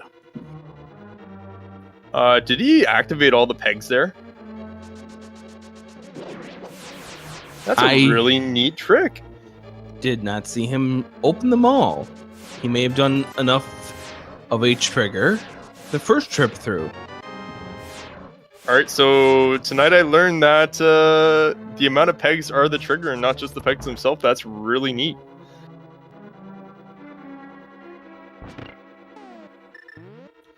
All right, into Skullwoods goes AmazingAmpharos. Time to get things wrapped up here. He'll get himself a book in just a few moments, but he'll probably be finishing off with Vitreous at about the same time TGH will be on his way up Ganon's tower.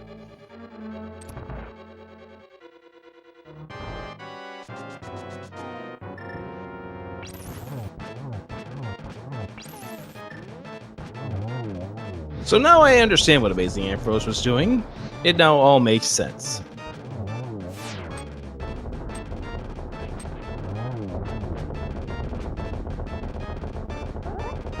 TGH, meanwhile, making extremely quick work of Trinex with the behind the back technique there with his Tempered Sword in tow. I bet he was extremely happy to find that Tempered Sword too. Oh, indeed he was.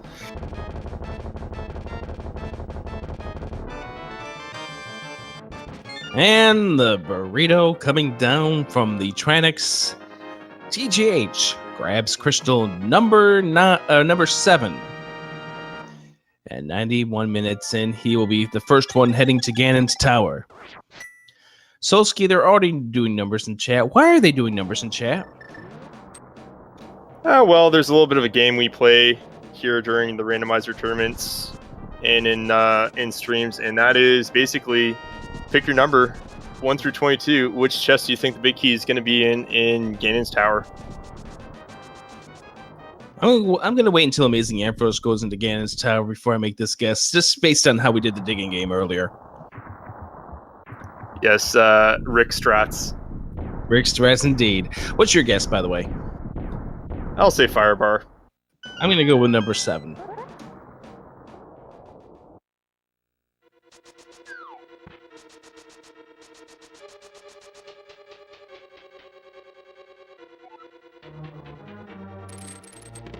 Small key. Small key. And TGH is not going right side.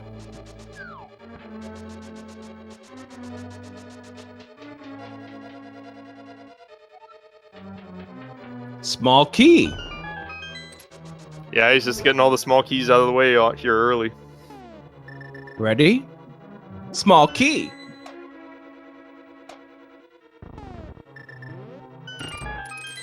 But we already knew that was going to be a small key.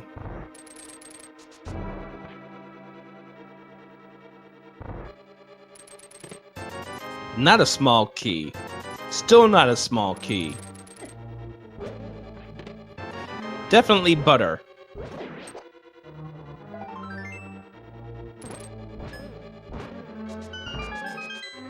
Arrows is the stun prize pack. TGH might need some.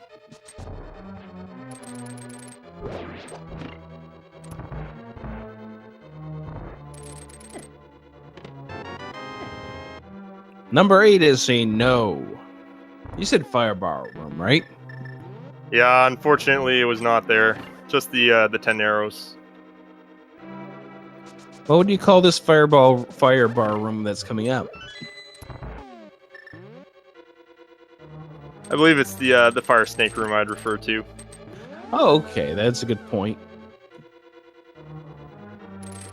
Because if it was in this room, I'd still totally give it to you, but nope, it's 50 rupees.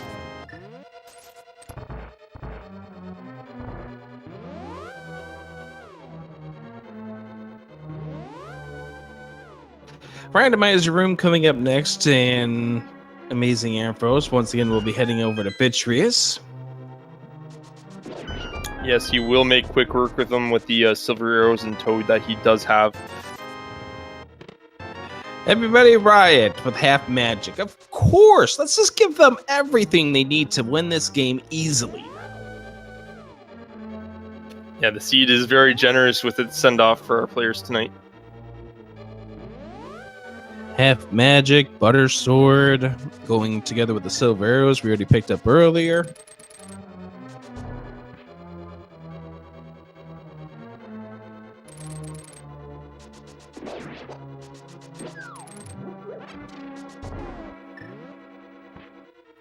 No need to mark off the 4th bottle. Neither of them picked it up because it was the item at the library. All right, and Plus 5 arrows in Not Bob's chest. TGH going up against the AmazingAmpharos to find out whether or not the right side would have been the right place to go. Making quick work of those AmazingAmpharos, and let's see what we have in here. No, right side.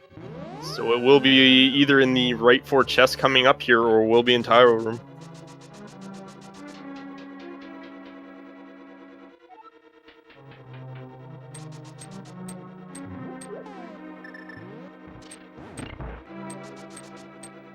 Meanwhile, we do have AmazingAmpharos making his hike up to Darkworld Death Mountain once again to lead on his way towards Trinex in T-Rock. Already got the chat hoping for the tile room. We'll find out in just a moment whether or not we are correct.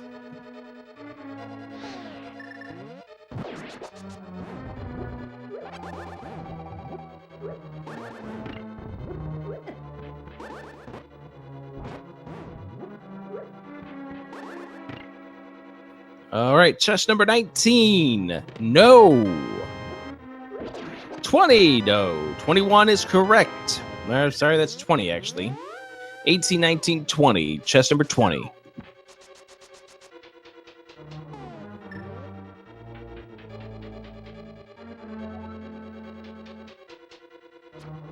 So if you picked chest number 20, you win a prize. You win whatever's in the final chest of the game. Now that's providing one of these runners actually goes and checks it for us. If they do not check it, however, you win nothing.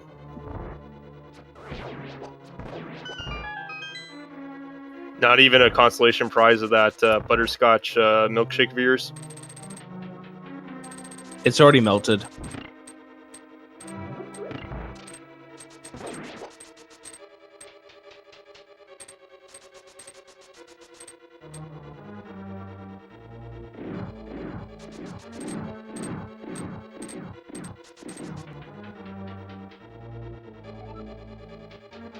So we'll see if we have no winners today or we have some winners today.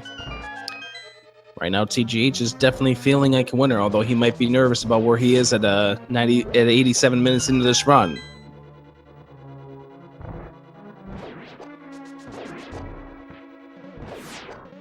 Yeah, definitely a nerve-wracking time going up G Tower, and your opponent has not done yet, and kind of trying to gain a feel where they are. So very, very nervous portion of the race for our guys.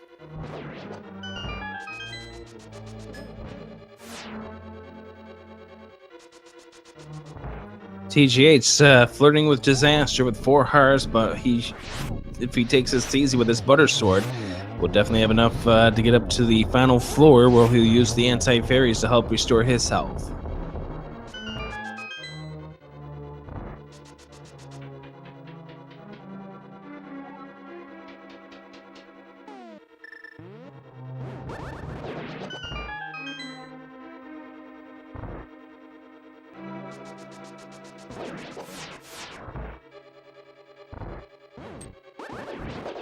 I ignore people all the time during these runs. It is definitely 98 minutes into this run. We're almost at the 100-minute mark.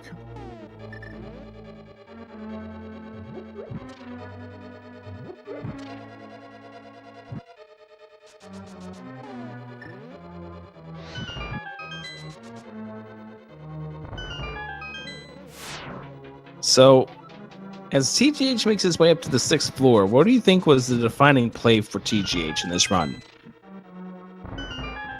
I think it was his last one, electing to go to Deserts with the Red Cane in tow and get his bow.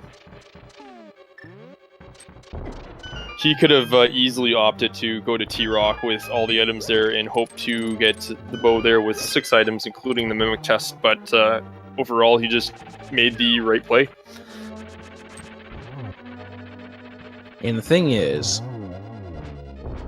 the big thing, TGH's last item wasn't a dungeon.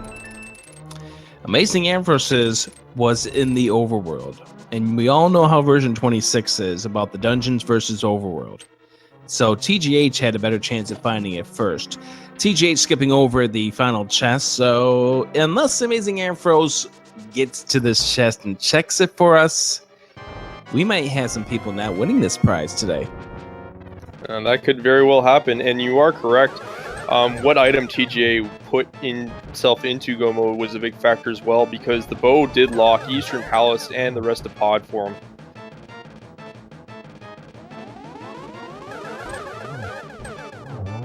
And I think that was a 2-2-2 for TGH, as he will be the first one over to Ganon coming up. And let's go ahead and inflate that bonk count, shall we? Yes, very, very clean. I get to fight by TGH.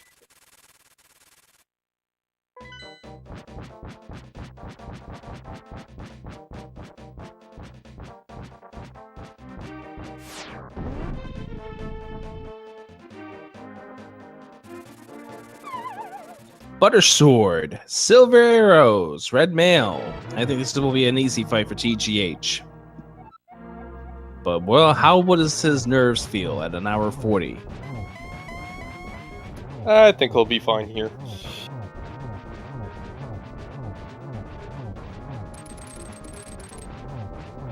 Look at him wailing away at Ganon. Doesn't even need to put those slashes together, but he's got enough to move him on to stage number 3.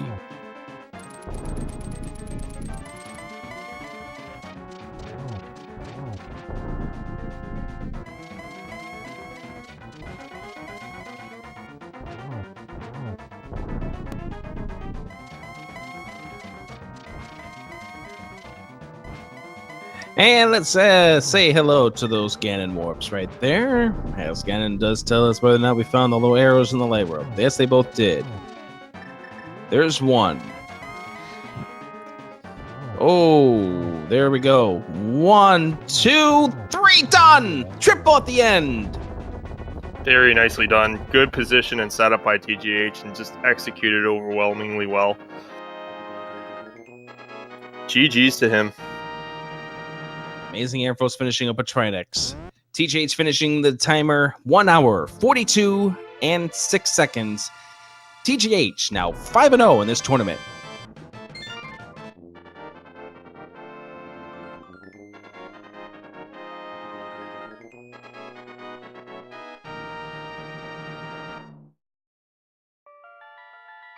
Meanwhile, AmazingAmpharos just finishing off Trinex now, getting his 7th crystal, and will be making the climb up to Ganon's tower.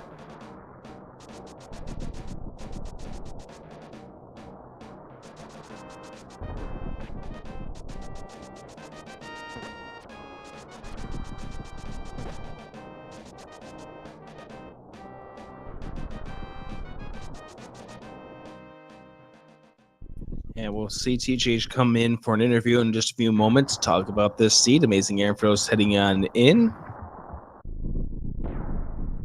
And again, AmazingAmpharos will drop to 4-1. But he already has guaranteed him his spot in the upcoming group stage.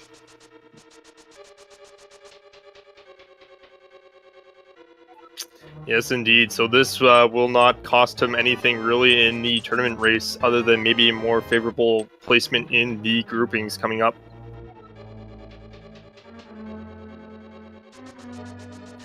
And as we mentioned earlier in the broadcast, this was that kind of seed where one decision really comes back to make the big difference whether or not you win or lose this race.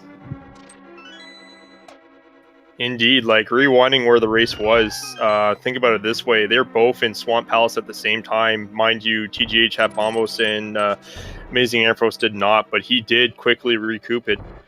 They looked like they're both in Desert and Mire Shed area at the same time, but one player elected to go to Mire, one player did not. And we welcome TGH to the conversation. Congratulations on your win. Hey, thank you. What's so going on? You're at 100 minutes. You're now going up against Ganon. Where did you think AmazingAmpharos was at that point? You know, I'd kind of prepared in my mind an answer for this question. To be completely frank, I had no idea. I went from feeling ahead at the beginning because my early game was really decent, to feeling behind after I did a bunch of overworld before Swamp, to just having absolutely no clue. But that was an interesting seed. Turned out that there was a difference of items for Go mode. For you, it was getting the bow out of desert. For AmazingAmpharos, it was getting the fire rod out of the peg cave. Gotcha. So how nervous were you about where that bow could have been by the time you made your way back into desert? Well, I knew it couldn't have been in many spots because the cane was a sequence break locked behind the bow. In fact, I was really relieved to find the cane and pod, because then I could kind of not exactly pinpoint but narrow down where the bow was. So the first thing I did was went straight back to desert, because I knew I left an item and I knew the other one was boots locked. I'm assuming Ampharos sequence broke for the bow before he got the boots. Is that Actually, correct? no, that is incorrect. He did not. Wow, okay. I figured he did. He was the second of you to get to the boots, but the first of you to check desert for the bow. Gotcha. You actually made a very good point there. By the key logic, that red cane was definitely a sequence break, and we do know that the bow was not behind a red cane. So that was a really good play, actually, not going to T-Rock. Yeah, I T-Rock was out of the equation. I actually learned that from my first match against J-Coper. When I did the opposite, I went to T-Rock not knowing any better, and then I learned since that the key logic doesn't allow for that. Does not allow for the bow to be in T-Rock under that sort of circumstance. So, but yeah, so I think the first play I made was desert, and then after that, I probably would have gone back into Thieves Town, where I left 2 items. Apparently 1,800 people in this chat want to know why you didn't check the pedestal after leaving Skull Woods after getting the book from Mothula. I figured there was a low chance, honestly, because one of the pendant dungeons required the bow, and I don't know, actually, maybe it was half that and half just, I don't know, I didn't think of it at the time. I was thinking about going up Pod and Eastern. Not sure, honestly. Well, totally made sense, and it turned out that the pedestal was not required. So you're now 5-0. You're in a very elite crew here. What would you attribute to you going 5-0 in this tournament? I don't know, honestly. I couldn't have pictured myself being 5-0 at the beginning of the tournament. All things considered, to be honest with you. I feel very fortunate to be in this sort of spot. I don't know what might have contributed, but I always like to think that my execution is the strongest part of my game, so I usually check more than other players do, and sort of use that to my advantage. But I don't know. Other than that, not really. I feel like I've just gotten lucky, kind of. It seemed like everything was setting up your way early on in this run. You got the lamp out of the Stumpy, and then you also got the hook shot out of the digging game. It seemed like early on in this run, everything was coming up your way. It was, yeah. It was very fortunate the way the beginning worked out. I figured I might as well, because I figure I'm going to check those locations anyway. So, South Dark World, Pipe Cave, Stumpy, I figured I would have checked those anyway, so might as well check them before Death Mountain, try to get a fire source, and it was there. Got a fire source of Stumpy, the lamp. What else? And yeah, that just kind of opened it up. Unfortunately, I was really hoping that there would be something in the basement in Terra, but not really anything useful. Yeah, patience definitely. So it turned out to not make a difference, but I always like to be thorough like that, I suppose. Yeah, your patience did really pay off there on your initial ascent up to East Death Mountain in Hera. You did have the fire source. AmazingAmpharos actually did not have a lamp or fire rod. He actually went up to Hera extremely early.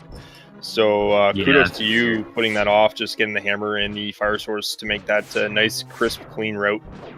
It's worth more in my opinion than just getting the item. It's in like I don't know. I think it's worth the peace of mind as well to know that there's actually nothing there and I don't have to go back there like later on. Like I'm not leaving an item behind. I might value that more than other players, but I'm not sure. No, I can definitely appreciate that feeling. Like I said, is you've probably been in that spot a lot, and you definitely don't want to have that hanging over you. Even something like leaving the back of Thieves Town behind too is like something that doesn't sit well with me. That's why I don't like Pendant Thieves that much. But I decided to. I knew Swamp was open even before I went to Thieves Town. I might have done a little bit too much overworld before Swamp, but I think going straight there might have been a little bit better routing-wise, but I feel like it was okay, all things considered. Like, I ended up getting Bombos out of it, which unlocked Mire, and Ice Palace at the time. Yeah, getting that Bombos definitely helped you out as far as routing was concerned, and I think this was a case where if you take a look at the replay, this is now going out to the viewers here, taking a look at TGH's replay, this is how you route yourself to check efficiently.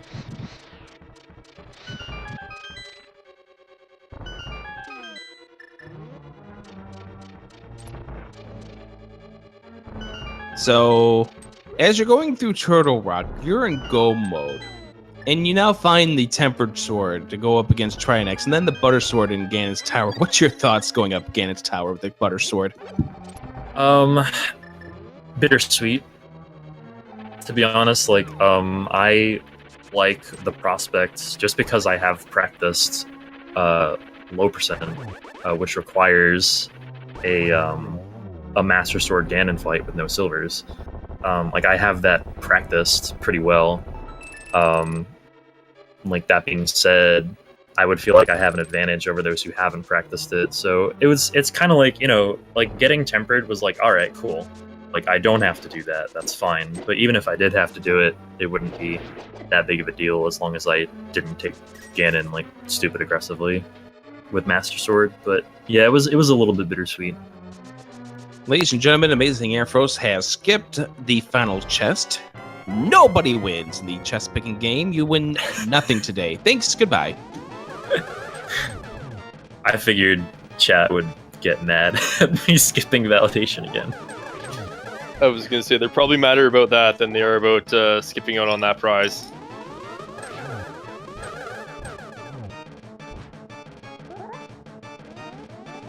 I'm sorry, chat.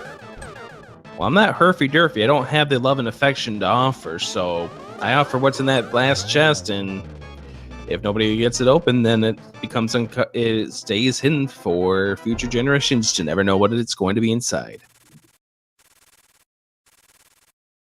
AmazingAmpharos done with the Aghanim 2, now heading off to Ganon. So at the time you finished, AmazingAmpharos was just going into Ganon's Tower. That's how much of a lead you had. Gotcha.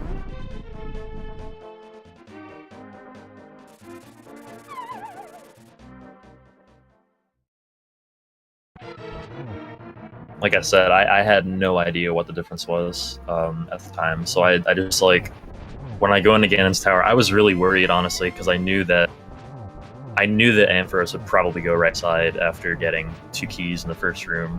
I don't like to do that much. You made 2 assessments about AmazingAmpharos, and you actually did the opposite of what you thought. That's the beauty of one-on-one, I guess. Yeah, he did left side as well. I think AmazingAmpharos likes to play to the way that his opponents play, and he's noted before in other races that he does study up. So I think he probably took that into consideration. He also checked left side swamp, and you also checked left side swamp as well. Yeah. Did he do early Eastern? No, he did not. No. Okay. Your trip into Eastern at about an hour 13 was our first sight of Eastern all seed. That's interesting.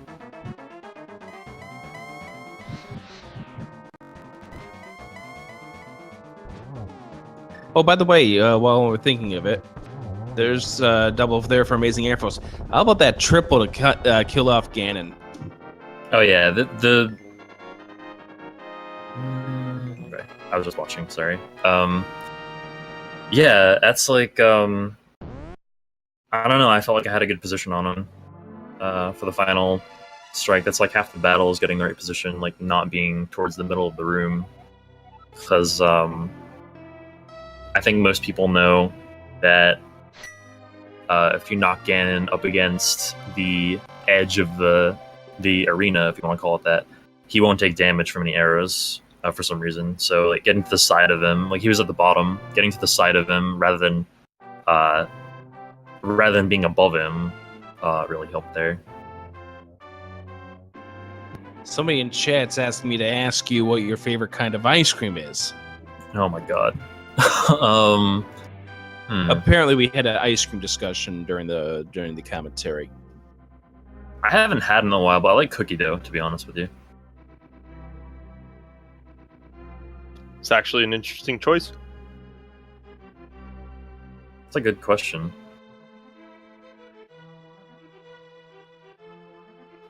Yeah, it appears that Rick's is butterscotch. Butterscotch is good. Never had butterscotch ice cream. It's interesting. Milkshake.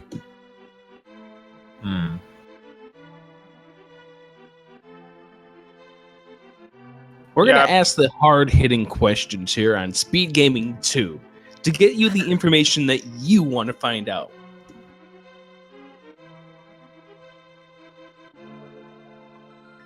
Be sure to follow both of these runners. Follow them. They like to play Randomizer. They like to have some fun. They're great 2 streams to follow. And if you ask real nice, I'm sure they'll tell you what their ice cream flavors of choice are as well. Actually, fun actually isn't allowed on my stream. Sorry to disappoint you. And that's what AmazingAmpharos comes into. GG.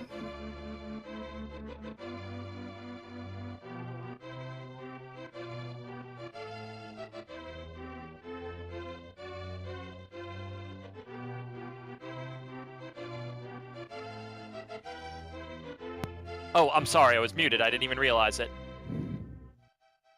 But yeah, good game. I'm just assuming that TGH checked fewer than 179 spots in that world. I want to say yes. His was a little less than that. I think what ended up happening is that both of you had 2 different items for go mode. You needed the fire rod, which was out in the overworld, and TGH needed the bow, which was in desert. And you know how version 26 works with dungeons versus overworld.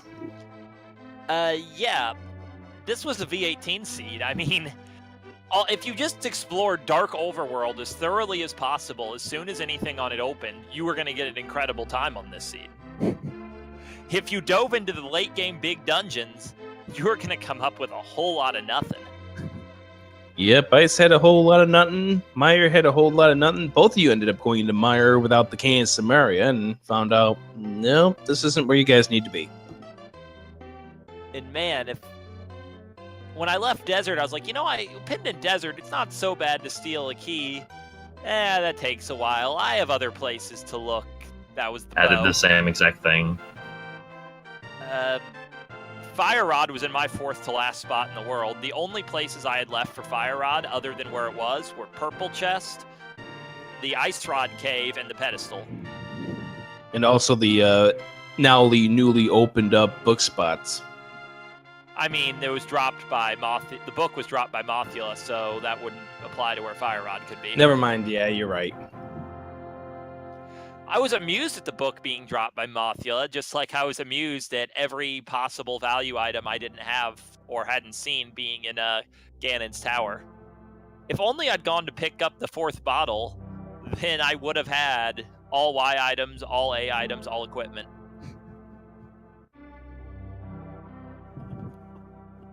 So you want to explain what you ended up doing with those hammer pegs between the first trip and the second trip through? Oh, it's a fun little trick. You just dash some hammer pegs, you can mirror away, and it remembers how many you've hit. So you can do the hammer pegs that are in the long rows and not fool at the couple at the bottom. Yeah, it was definitely a fun trick to watch. Probably saves frames.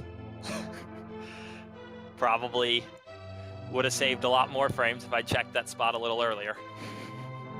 Yeah, it's just funny the fact that you skipped right over it. We're like, what are you doing? What are you doing? Go back! I didn't skip right over it in the... Oh, you mean like right in the moment?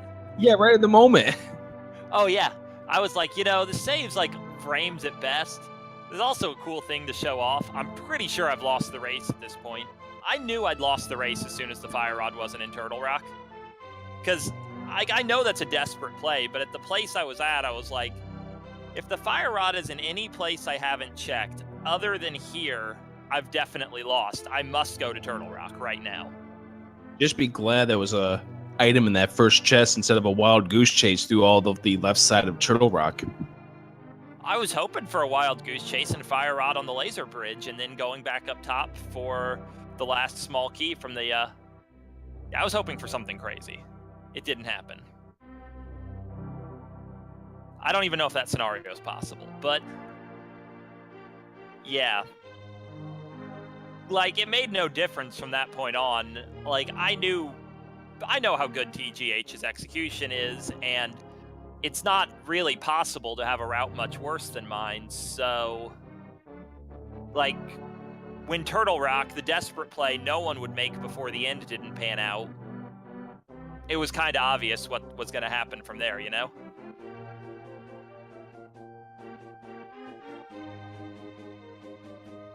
So this was a pretty fun race, and it was just interesting to see how the routes started to changing once we found the Titansman inside of Swamp Palace. The only difference at that point is that TGH had the bombos, which would have given him an access to Ice Palace, and, well, you didn't, and you ended up heading over towards Misery Mire. Yeah, when I found Mitts and Ether and Swamp, also felt... I was already feeling behind by that point because I'd done all of Thieves for nothing. And then I did Left Side Swamp for 5 arrow capacity, so I was like, I already am pretty sure I'm behind. But, Mitts plus Ether, going straight into Mire could very well be the thing. Then Mire didn't require Ether, but it got me the Ice Rod going that way, which I thought was a pretty good thing. Little did I know I was leaving a bow on the table. How nervous were you about that? Because you ended up going back later on. How nervous were you about the second item in Tower of Hera downstairs? I wasn't really that nervous about it. I mean, I'd already found one item considered a progression item in Hera in the powder, so I was like, that could be the thing.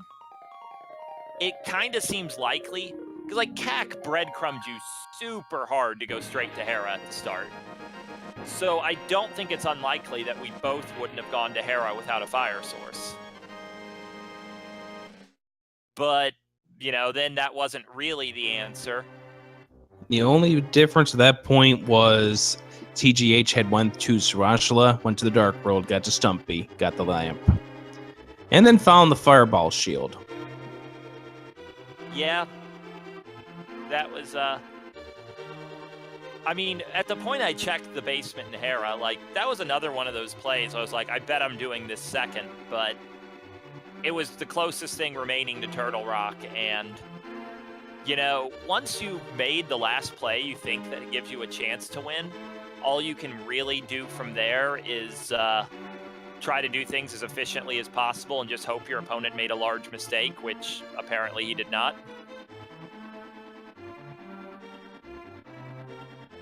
Yeah, it was an interesting seed, and you dropped to 4-1 now in this Swiss. You've already guaranteed your spot in groups. How does next week going to impact your way of thinking, trying to go to 5-1 in the tournament? I mean, I'll try to win. Like, I'm not super convinced that seeding going into the group stage is that big of a deal. Though, like, these round 5 and 6 matches are just as much, you know, trying to beat people as really trying to advance in the tournament. But, you know, nice to win, and could be cool, so I'll do my best. I'll tell you what, both of you guys are going to be scary opponents come group stage. I hope so. Me too. That was a great answer. Anything else you want to add, Solsky? No, I'd say I'm good.